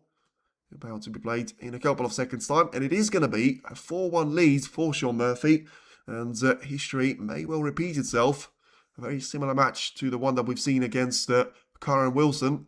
And of course, it is going to be the first frame, which doesn't see a century break from Shaun Murphy when he goes on to win this particular frame. But it's still going to be the break of 40 points for him to finish off. And, well, I thought so. I thought he was going to bother about the black. Not so much here. And the break of 33 will certainly do him nicely for that 4-1 lead to be set up his way. And it is now Neil Robertson 1, Shaun Murphy 4. And he's in massive trouble there, the Australian. And needs to be going on a bit of a run himself. For now, the only run that we see is Shaun Murphy taking 3 frames on the bounce. And after an early trade-off frames, it is now Shaun Murphy with certainly having a foot in the final And let's see if he is actually going to be the player that even someone like Jump will have to try and live up to when it comes to the pure performance. Because Murphy has been playing the snooker of his life when it comes to this week. And I just hope that we're not going to see the repeat of the China Grand Prix. I know I mentioned it before, and there's so many similarities with the way that this tournament has been played so far, is that he's been eliminating top-seeded players left, right and centre that week in Xi'an, and also he's beating the likes of Karen Wilson with not actually allowing Karen to have a pot throughout any one of those 5 frames. Then he's gone on to destroy Ding Junhui as well, before beating the likes of Gary Wilson for him to reach the final, being them by far a massive favourite over struggling Mark Williams. And then all of a sudden there was a massive switch pulled, and Williams gone on to produce the performance of the season from his point of view. And Shaun Murphy has seen quite a significant drop-off on his part of the game. And in the end, the match finished 10-3, not in favour of Murphy. So we just hope that he's going to have some sort of fuel left in the tank if he is to reach the finals. As I say, he still needs to win 2 frames against Robertson. And you can write Neil off, but I wouldn't recommend it, especially after that 4-1 lead that Karen Wilson had against Robertson. But that didn't stop the Australian from winning 4 frames on the bounce and becoming the player to catch when it came down to frames number 10 and 11. Of course, on that particular occasion, Karen Wilson was able to do so. And there's no real guarantee that Shaun Murphy will do that as well, if he is to somehow find himself in that position. Of course, we're still quite far away from that being the case. And it is advantage Murphy as we wait for the 6th frame to get started. And ultimately, still wait for that Robertson form to be on the horizon here to be seen. As again, you can see just how good of a job they've done here, the organisers here at Berlin at the Tempodrome, getting 3 of those tables away and just allowing a clear view for all the fans. And of course, not distracting the players as soon as we got rid of those flushing screens in front of us. And he's now going to be a break-off, but as we've seen, probably is going to be the only thing that is guaranteed to Neil Robertson for now. And he needs to try and make his own happiness here. And ideally, he wants to try and do that by taking advantage of the numerous chances that keep just going his way. As I say, we've probably seen as many of those in the 5th frame as we've seen in the previous 4. And yeah, Robertson was unable to take a significant chunk of them for him to be within 1 frame away there off Shaun Murphy. And right now it's still going to be the Magician having that 4-1 lead, and just thinking about all the numerous options that he's going to have ahead of himself, looking at the straight that he can try and take onto the side cushion, push it away from the cue ball, and that way give him the perfect opportunity to try and put a bit of distance in between the cue ball. In the end, that's not quite going to be the case. And he needs to try and do something about it here. So maybe just playing the shot with the backspin on the cue ball, which is why, yep, that's exactly what he's played. And I'm not sure whether that was planned, but he's just probably got one of the flukes of the tournament. I mean, that is absolutely incredible, because he was playing that full backspin shot on the cue ball, but he didn't really mean to have this red disappear perfectly into the yellow pocket after bouncing away from the right part of the table. And just as I mentioned at the start of this match, there hasn't been too many of those flukes. Well, there certainly has been one now, and Robertson is not going to be one happy man about it, and you can hardly criticise him for it. You know, you had chances in the 5th frame, but in the 4th frame, yeah, in the 5th frame, but he didn't really do a lot wrong prior to that. And yet, the scoreline probably will tell you otherwise. It is Shaun Murphy, very much the dominant force here. And he's had the 5-0 win over Mark Cullen. He's had that 5-1 win over Karen Wilson, the defending champ, yesterday. And after him posting on social media, it's not to be this season at the German Masters. And he's going to be on his way to Hong Kong already. Well, Neil Robertson might not be too far away from being at the same playing there and just trying to catch up with Karen Wilson, because as I say, with the way that the previous frames have gone, Murphy doesn't seem to mess around when it comes to those chances being there for the taking. And he's going to have 13 points on the break. He's got all of those reds ahead of him. And it may not be too long until we're going to start focusing on maybe this one being the 4th century of the match. All of them coming from Shaun Murphy's camp. And Robertson doesn't really seem to have a good semi-final record this season, though, despite him, you know, when he landed in one final, he was able to defeat Ronnie O'Sullivan in Saudi. But as far as I can understand, you know, he obviously won the semi-final to get to that final against Elias Lesser, which was a very comprehensive and confident win for him. But since then, he's played the UK Championship semi-final against Jump. He's lost out on that one. He's played the Champion of Champions semi-final against, who was it then? Against Mark Selby. He's gone on to lose that match as well. And in the end, he has played a semi-final against someone else who would feel. Well, he's playing one now, obviously, against Shaun Murphy. And he doesn't seem like he's going to be winning this one on ease. So 29 points is going to be the advantage of Murphy. That hasn't actually played a good positional shot here. May need to play a shot with the rest to try and guide one of those reds into the left corner. Should be able to establish the parity in terms of the next shot on the black. And he's able to get around it nicely. So Shaun is going to be one of those players that tries to and prefers to be playing those topspin shots a lot more frequently than the other players. Now, doesn't really like to just trust his ability for, you know, for whatever stupid reason and try and hold the cue ball with a bit of backspin or something without using the cushions. And his justification of the way that he's playing those shots in terms of power has been really good so far. When the snooker god is on your side, you get shots in by hook, by crook. Yes, that's true. And it works both ways. You know, if you get yourself into that fluke against Mark Cullen, which ultimately cost him the first frame and led to a century break being made by Shaun Murphy's point of view. Let's see if it's going to be the same story here. He's got a great chance in taking this ping into the right corner, as he has done right now. So 44 is going to be the advantage that he's got over Neil Robertson. So, well, he's clearly tried to play the shot onto one of those reds, and I'm not sure he managed to execute it as well as he was planning to, because, I mean, he's going back to his seat to have a glass of water there. I'm not sure. Well, I can't really... Yeah, from this angle, probably can say that these two reds are going to go into the path of each other. And in the end, Murphy should be able to execute this shot pretty well. So just try and play it with a bit of backspin.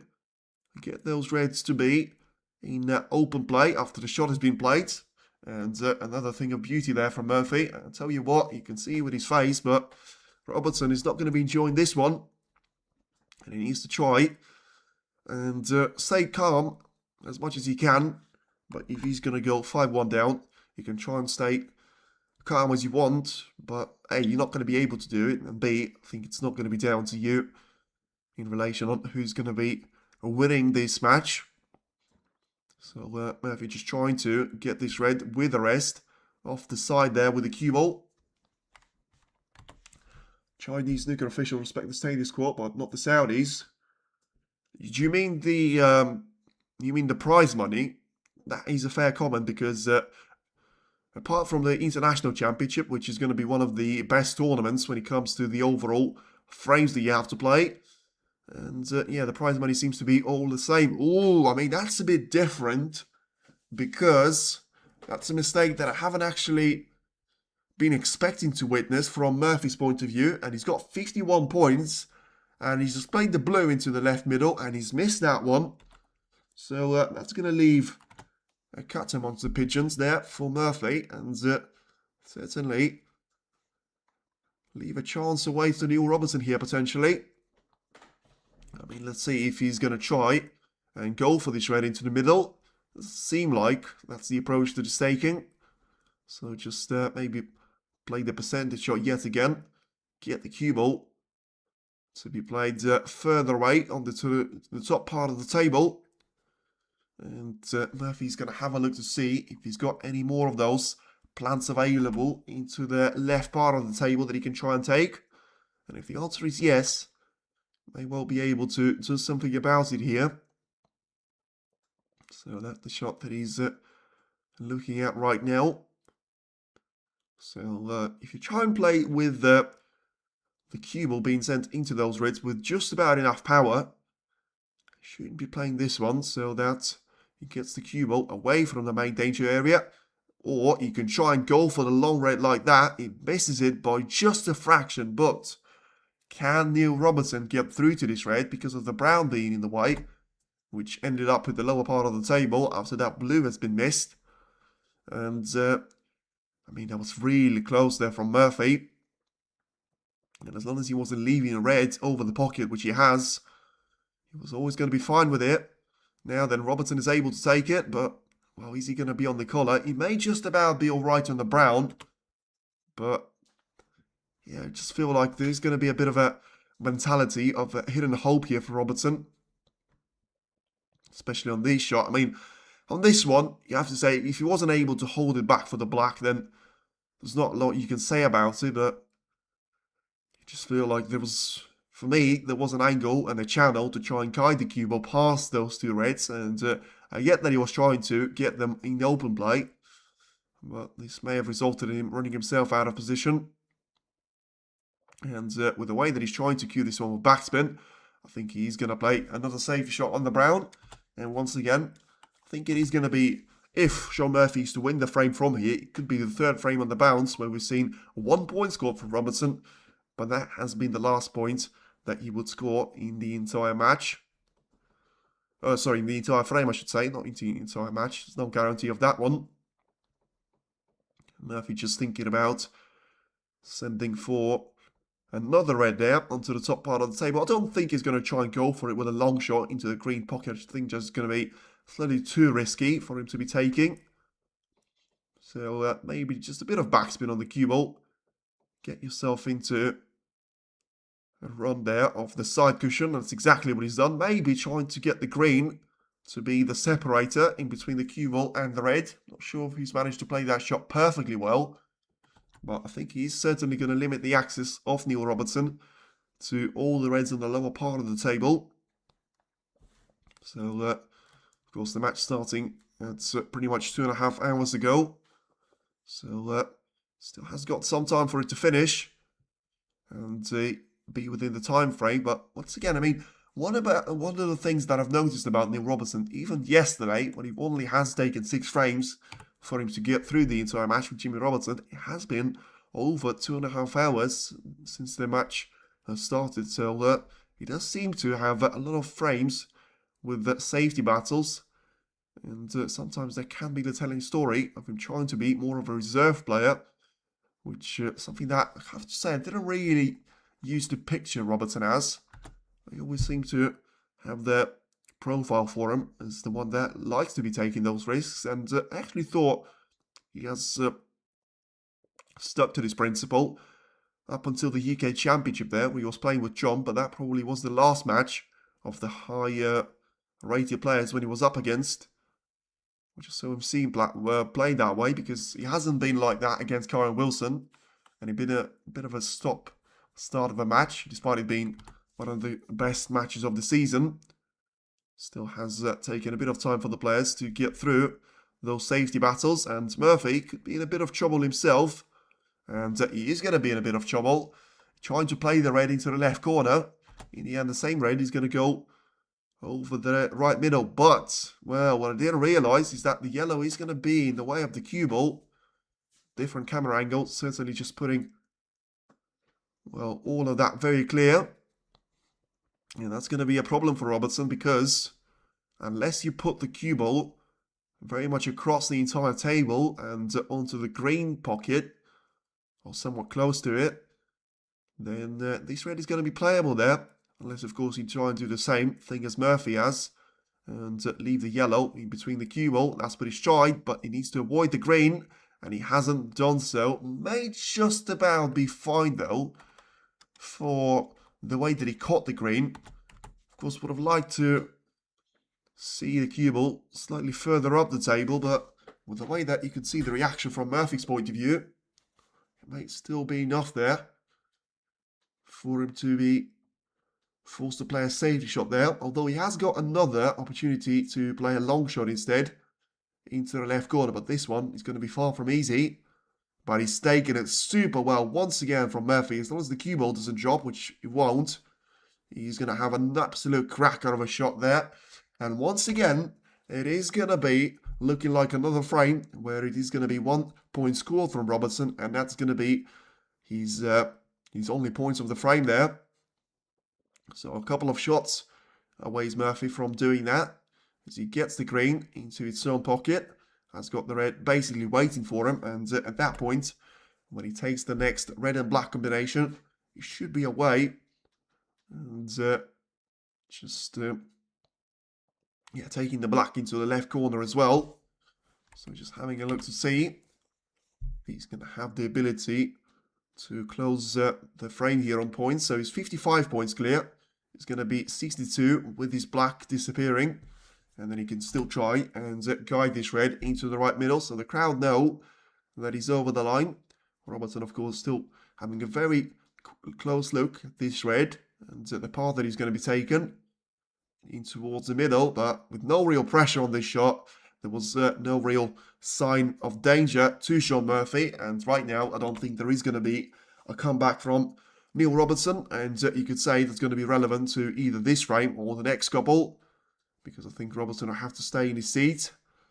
And, well, equally, he feels like that's not the case. But 63 points down. He's got 3 snookers to try and find for him to tie. And, of course, it's never impossible. Well, it's certainly going to be very difficult, especially with 3 of those reds having to be played with the black. You know, the ideal formula. As Robertson plays the shot straight away. He gives it back to Murphy. He's going to be trying to get those reds with the 2 of those reds with the black and trying to get the snooker on the 3rd one because he leaves you with a chance of getting a free ball with it as well.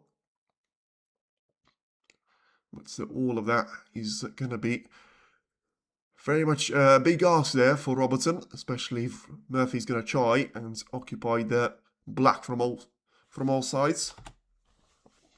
Managing to play a good shot there. And, well, this may be time for Robertson to try and send it into the right corner. And if he misses this red, he doesn't really lose anything. He doesn't really have anything to lose at this frame.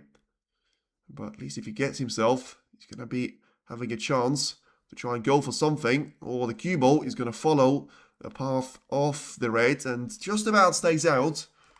So it was a good shot that he's played, to be fair. Probably he's not going to be the one that gets him a frame win. Because probably it's made things worse there for Robertson. Because he doesn't have the ability to play for the black. Therefore, he needs to take it with the pink. And that is going to mean that he needs 4 snookers or 2 snookers and a free ball to go with it. But yeah, it's not looking too good for him at all there. And that's what Robertson's going to be thinking about. Because he had a look to see if the black is going to be potable into the right corner. That's only going to be sort of making sense for him at the next couple of shots. So that's not relevant as it stands. So he's got the ability to try and to take the red, which might have actually been in the way of the black, away from the colour right now.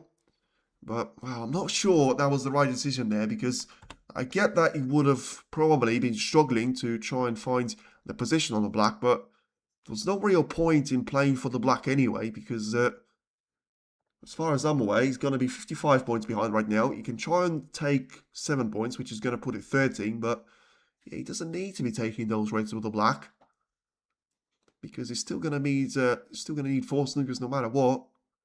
Unless Shaun Murphy is going to be hitting blues instead of just missing the red. But you can't really count for that in a professional game, because Murphy's going to be aware of that as he comes back to the table. For now, Robertson's studying all the angles that you didn't think that it would be possible to be doing on the black. And I think he's just about... I'm not sure if he was trying to take the black ball spot, but he leaves it just about vacant. And... yeah, this red is going to be disappearing to the top part of the table. That's inevitable, but the thing that is actually getting me a couple of question marks is that why Robertson didn't ensure that he was going to get the cue ball perfectly behind the black, and I think this is going to be a straightforward snooker for Murphy to get out of. So it's fine with it being the break of 15 points, but it still probably had a negative impact on the chances for Neil Robertson to be the winner of frame number 6. So it's only going to be the second longest frame of the afternoon. And you can see there's no issue at all there for Shaun Murphy to try and hit this red, force it into the open play. And Robertson will try and get super close to the green, but I just feel like on the way back off the right side cushion, he's going to have the ability to try and do the same thing there, Murphy. And as I say, you can't put those ones back. Well, of course, Robertson being nowhere near catching Shaun Murphy here on points. And, I mean, he's actually somehow managed to get around this red, which is not going to do him too much damage, but certainly will give a lot of confidence boost there to Robertson. I think Murphy is going to doubt himself how he's managed to miss this. And super close to the red on the way to the left cushion.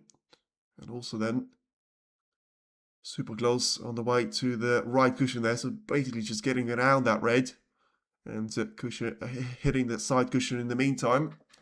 So Robertson playing the cue ball to be sent in behind the spine of the black and the pink. It hasn't worked out. And Murphy can think about maybe just going for that red being sent into the right corner of the table. Or alternatively, you can just try and hit the cushion first and send this red nicely onto the black, put the black out of position too, which is going to be a nightmare for Robertson because that's one extra colour which he's not going to use right now. And also, he still needs to try and ensure. Of course, he needs the black after, if he gets all of these snookers and he needs a total clearance. He needs to pot the black as well. Probably wouldn't need to be taking this red with the black right now, but it doesn't really change the entire picture at all. And decent shot there, as long as he avoids the green, which he has. So maybe just leaving another long shot available here for Murphy to be taking. But shouldn't be too easy there for Murphy, but he said it's going to be easy. Murphy just trying to roll this red across the table and into the corner pocket. Of course, extra satisfying when those shots go in because there's so little chance they will. Take all the pace away from that red and you leave it down to the table, the wind, anything. They can try and make it wrong for you. So Robertson there just teaching a bit of a maths lesson to himself.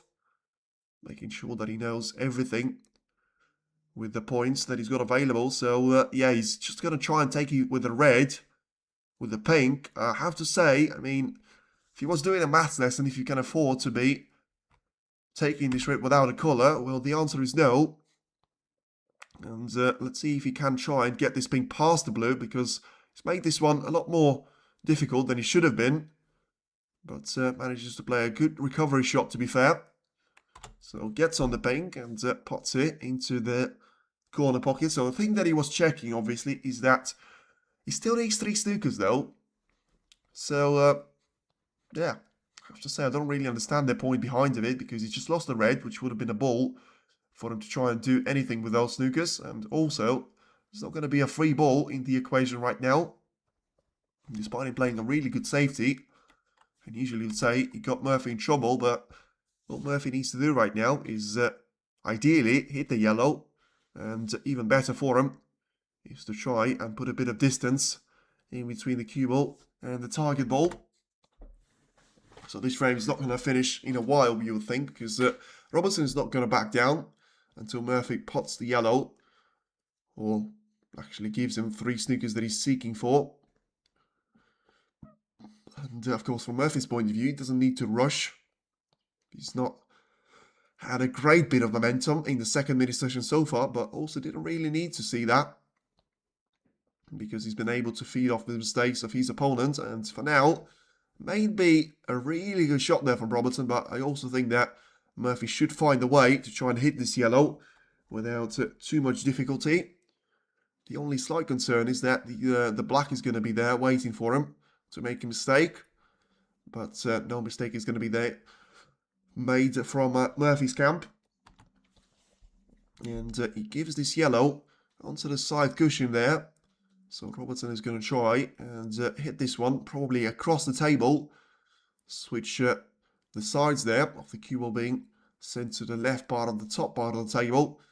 And the yellow going quite close to the pink spot in the end. Probably should have had it closer to the side cushion. But in the end, with him having to look for snookers, he has to try and take those fine edgy shots on. So then, once again, it's a target for trying to pot this yellow into the right corner for Murphy.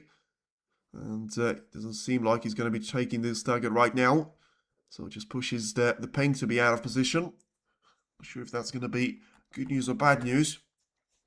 But of course, it is going to be good news to an extent there, because it just leaves Robertson having that one extra shot to be played from the pink to the black, making a lot more distance and therefore a lot more difficulty to be lined up perfectly on the last colour that you need to somehow complete this comeback. Of course, Robertson knows all about when you need the snookers.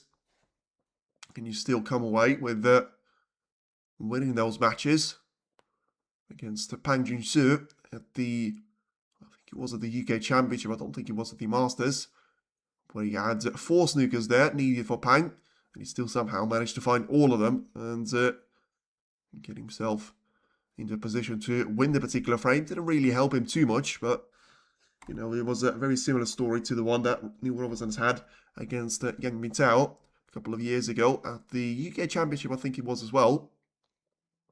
But the other way around, because Robertson was able to come back from 4 snookers down or something, and despite being 5-0 down, he was able to get one of those frames back, but it didn't really stop Yang Mintao on winning that match, 6 frames to 1. Meanwhile, Robertson himself, giving it to Murphy, Robertson himself pots the yellow and gets himself lined up for the green, so just making sure that he's going to have the ability to try and get the cue ball in behind the brown, but I do genuinely worry if he understands that he needs 3 snookers to try and take, and surely at some point enough is going to be enough. But Robertson still doesn't want to admit that. He's eliminated the yellow himself voluntarily. And there are 35 points difference, 25 at the table, 3 snookers needed. And it reminds me badly of that frame of Shu Si against Mark Selby, but at least I could understand it because it was Selby. And also it was a decider after a 4-hour battle. This one, I get that Robertson needs this frame badly, but I mean, I don't really think that he helps himself by playing all of those shots and not really getting any closer to trying to get any one of them. I think it was very surprising that he managed to get 4 points away from Murphy when he was unable to escape that red snooker going behind the green. But that was quite long ago. Robertson is going to be quite happy with the way that he caught the kiss on the jaw of the middle pocket. And might have actually got a snooker here on Murphy. But he should be able to swerve around it. Or with the plan B, just try and get it on the way back up the table from the black ball cushion. That's exactly the way that he's played this shot. He got the cue ball on the left side cushion and pushing the green well wide to the right part of it. So, approaching the 3-hour mark since the match has started. And still no real guarantee that it's going to finish soon. And, well, I'm not sure that that was planned. Therefore, Robertson getting so thin on the edge of the green. And ultimately, the only thing that he had in the last couple of those shots, it was the momentum. And that's going to be gone from him as well. In terms of Murphy having the ability to try and spread the green and the cue ball away from each other. So, yeah, he nearly got a snooker there on Robertson, but cue ball couldn't quite travel far enough for the blue and the pink to be in between the cue ball and the green. That's going to be something that Robertson is having a look right now. So just trying to ensure he's got the chance to try and take this green into the right corner. Not sure whether it's going to be guaranteed to try and make the most out of it though. And yeah, it's a really boring frame at this stage, I have to say, but there's nothing you can do about it. Selby and Higgins will be able to snooker their way to win this frame, and yeah, I mean, that's true. To be fair, that is really true. And now we're going to see a bit of a sending the green towards the yellow pocket there. And that's going to have to be taken out as well. I think it actually can be a snooker lined up for Neil Robertson. I'm not sure if he's going to be able to see the green past the blue and the pink.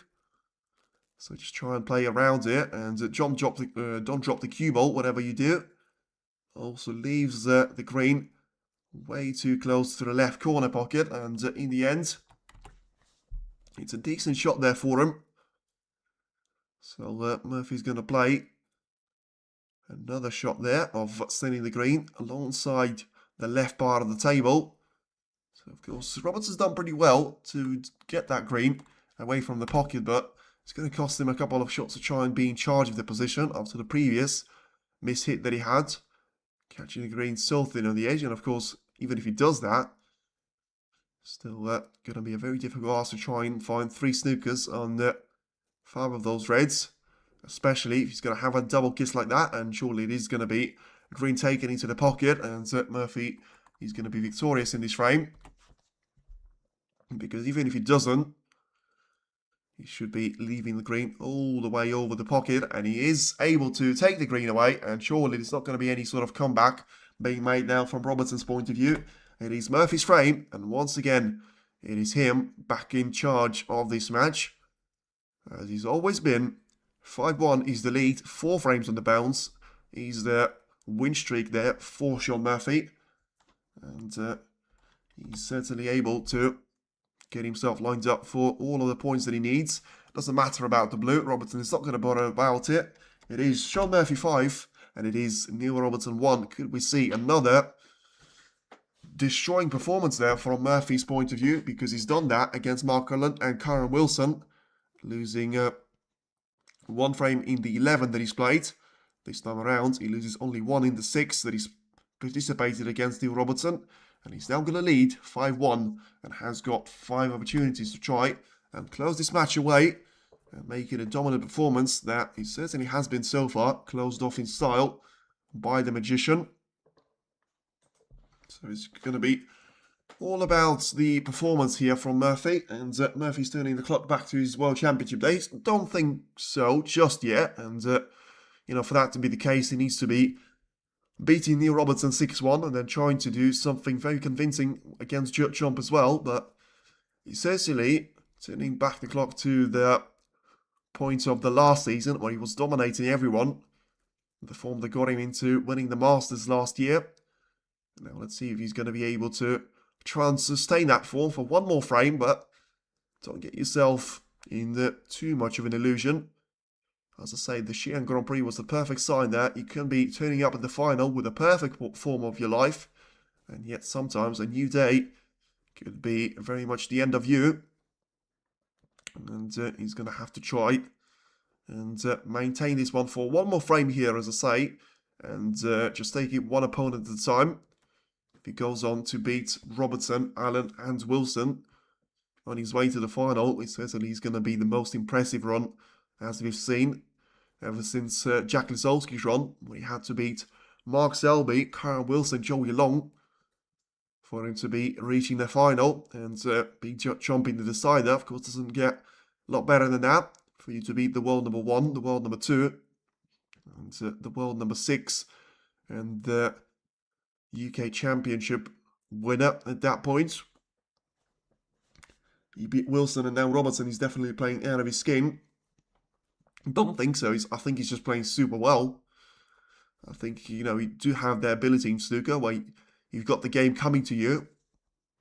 As long as you just stay concentrating, do the practice runs, and keep your body in a nice shape so you're not tired or feeling too much fatigue, then you should be lined up with a pretty good outcome at the end of it.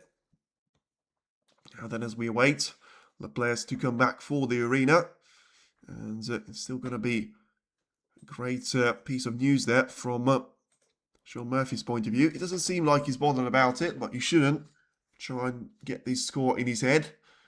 Just do it 1 more time. maybe get another century that we haven't seen in the second mini session so far.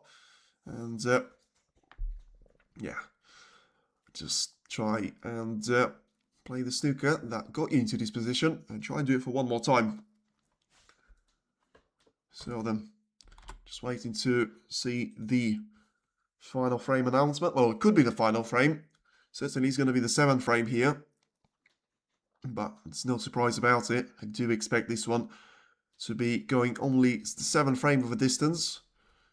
And a rather quick semi-final there for Shaun Murphy and Neil Robertson. So still, no sign of probably waiting for Neil to come back to the table, because the camera is certainly focused on Murphy here.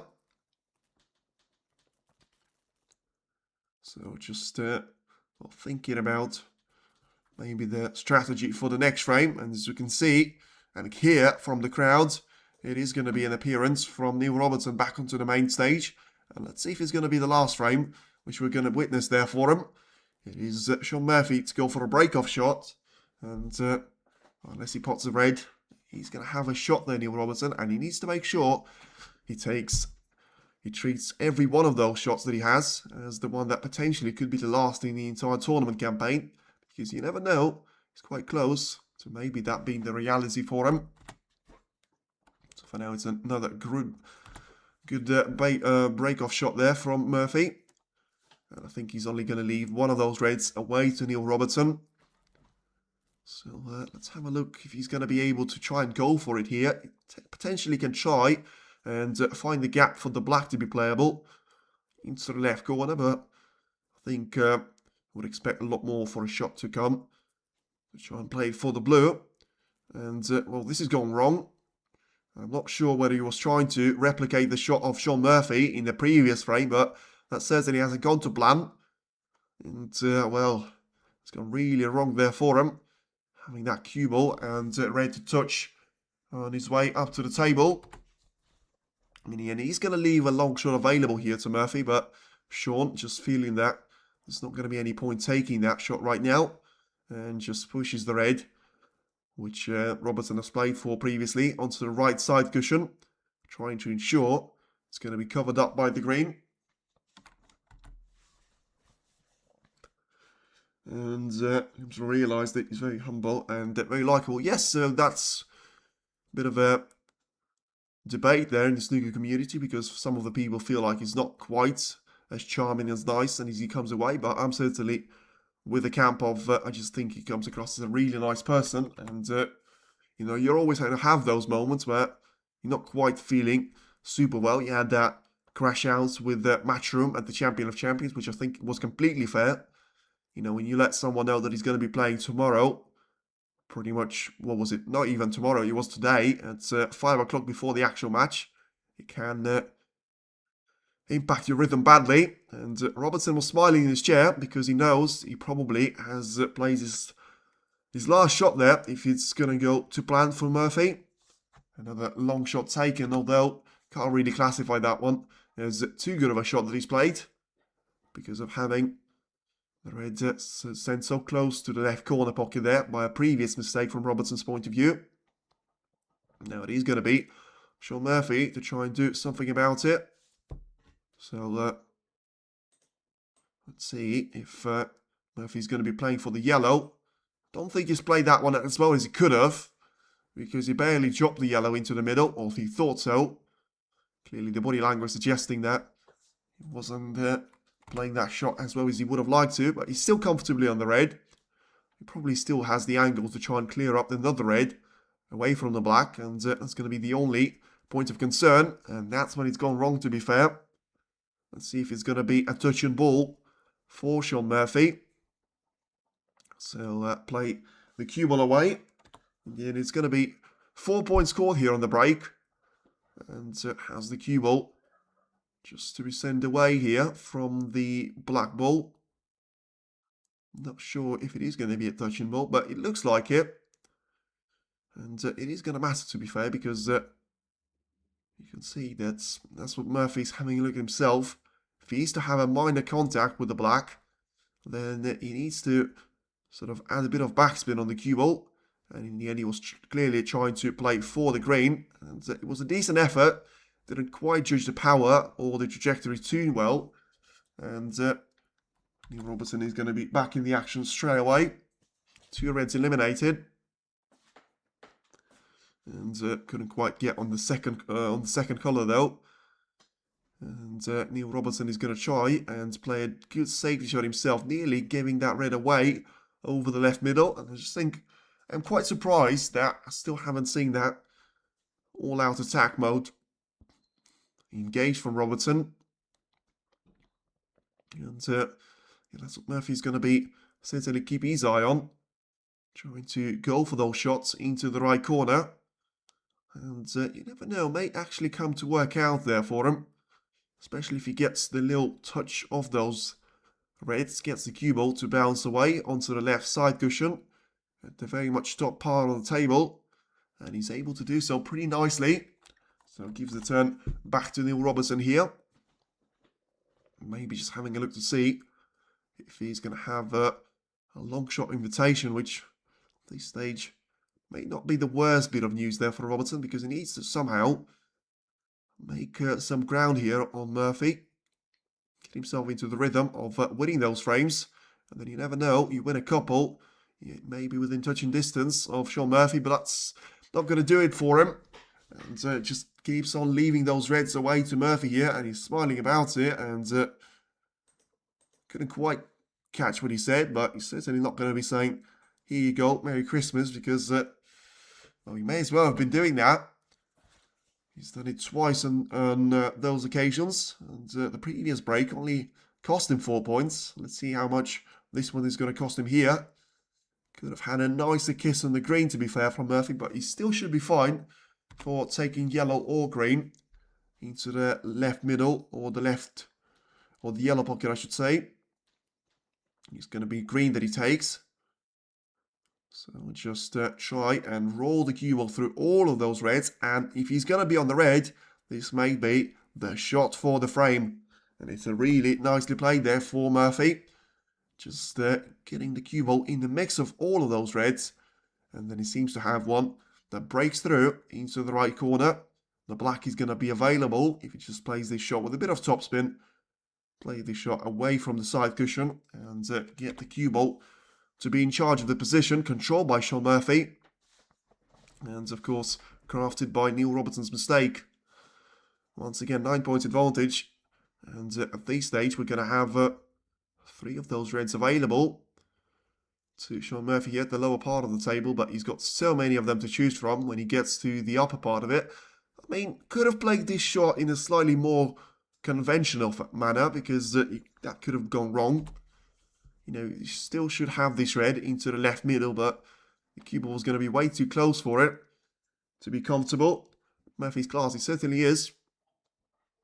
And he's looking to run away from Neil Robertson now, as he has been throughout the entire match. And we've seen that comeback of Robertson at the quarterfinal of the Masters, well, a couple of weeks ago against Kyle Wilson. It doesn't look like we're going to see the same comeback here, because, as I say, Murphy with a great chance to win this match away, and certainly did it in style, making 3 centuries already in the opening 4 frames, winning every single one that he's gone on to make a break of 50 plus on the opening mini session. Seemed to have struggled to settle into the 5th frame, but despite that being the case, was still able to win it. Get on to win that 6th frame in a lot more comfortable fashion. Probably just bringing that average frame time up a lot when Robertson was trying to find all of these snookers from him. But right now, it is 24 points advantage for Shaun Murphy. And he's going to have the blue that he can try and take into the right middle. So just looking to maybe play the shot with a bit of backspin and try and keep control of the cue ball for it to be going onto the lower part, the left part of the table, and the left corner of the table. So it's going to be something that Robertson is having a very close look at, because of course he'd still love to come back to the table and be in charge of this position, because I still think he's got the quality and the technique to try and get this position to win him the frame even from being 30 points down. But for that to be the case, he needs to find one of those mistakes there from Murphy that just doesn't seem to be coming. And I said he was quite slow to settle into the second mini session. That wasn't the case at all in the opening mini session, but it's been quite a steady progress even for the last 4 frames for Murphy, because he's been able to be, well, making even fewer errors as the match has gone on to progress. Once again, plays a really good shot on the cue ball's point of view and pushes it away from the black ball cushion onto the side. And now playing the shot on the cue ball with loads of backspin, controlling well enough to be in behind the red for it to be taken into the left corner right now. And he's still not going to run out of those very much until he's going to be out of touching distance there for Robertson. Murphy very much one to watch at the Worlds. Well, he can be, but I think there's going to be loads of players for that. And also, you don't really choose where you're going to have your best form to appear. You just have to try and trust in your ability. Try and have a steady progress, but I think this is going to be a great World Championship to watch from all sorts of points. You know, Sullivan has got a point to prove. Trump potentially still going to be searching for that title for the first time in 16 months at that point, which I still think is going to be nonsense, and he'll win at least one of those 5 upcoming tournaments before that, and still, including this one, he's going to be a real threat to Ali Carter this evening. For now, if you focus on Murphy, and he certainly deserves a little focus here, 56 points advantage. He needs a red and a colour combination for him to be in the final, and he's done it in the most dominant fashion that you could possibly imagine against the likes of Mark Cullen, Karen Wilson and Neil Robertson for him to drop 2 frames in the 17 that he's played. That's been nothing short of incredible there. And he's now 63 points clear, so 59 at the table, same as his break value right now. I think as he gets this red into the left corner, it is now going to be all about whether he's going to be able to make that century break. Had a couple of lucky points against Neil Robertson, but also he had a lot of brilliant long shots that we have seen in this match. And now as he takes the pink, there's not going to be any sort of comeback to the table from Robertson's point of view.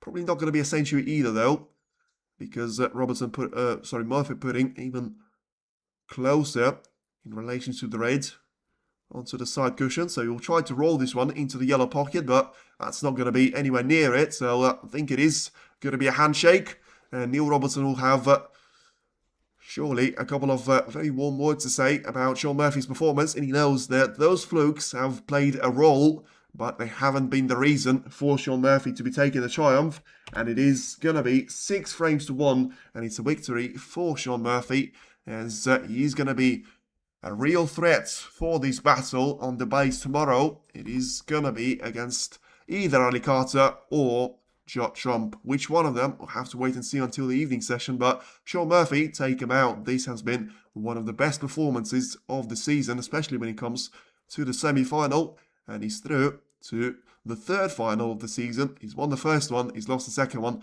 Let's see how the history will have, how the history will develop for him tomorrow. But for now, he is the finalist, and he'll play either Ali Carter or Judd Trump. Thank you very much for everyone watching, and yes, we'll see you for the final piece of the action of German Masters about to reach its conclusion before we turn over to the World Grand Prix and the Hong Kong next week, featuring the very much best of the players. But for now, it is the German Masters about to conclude very, very soon.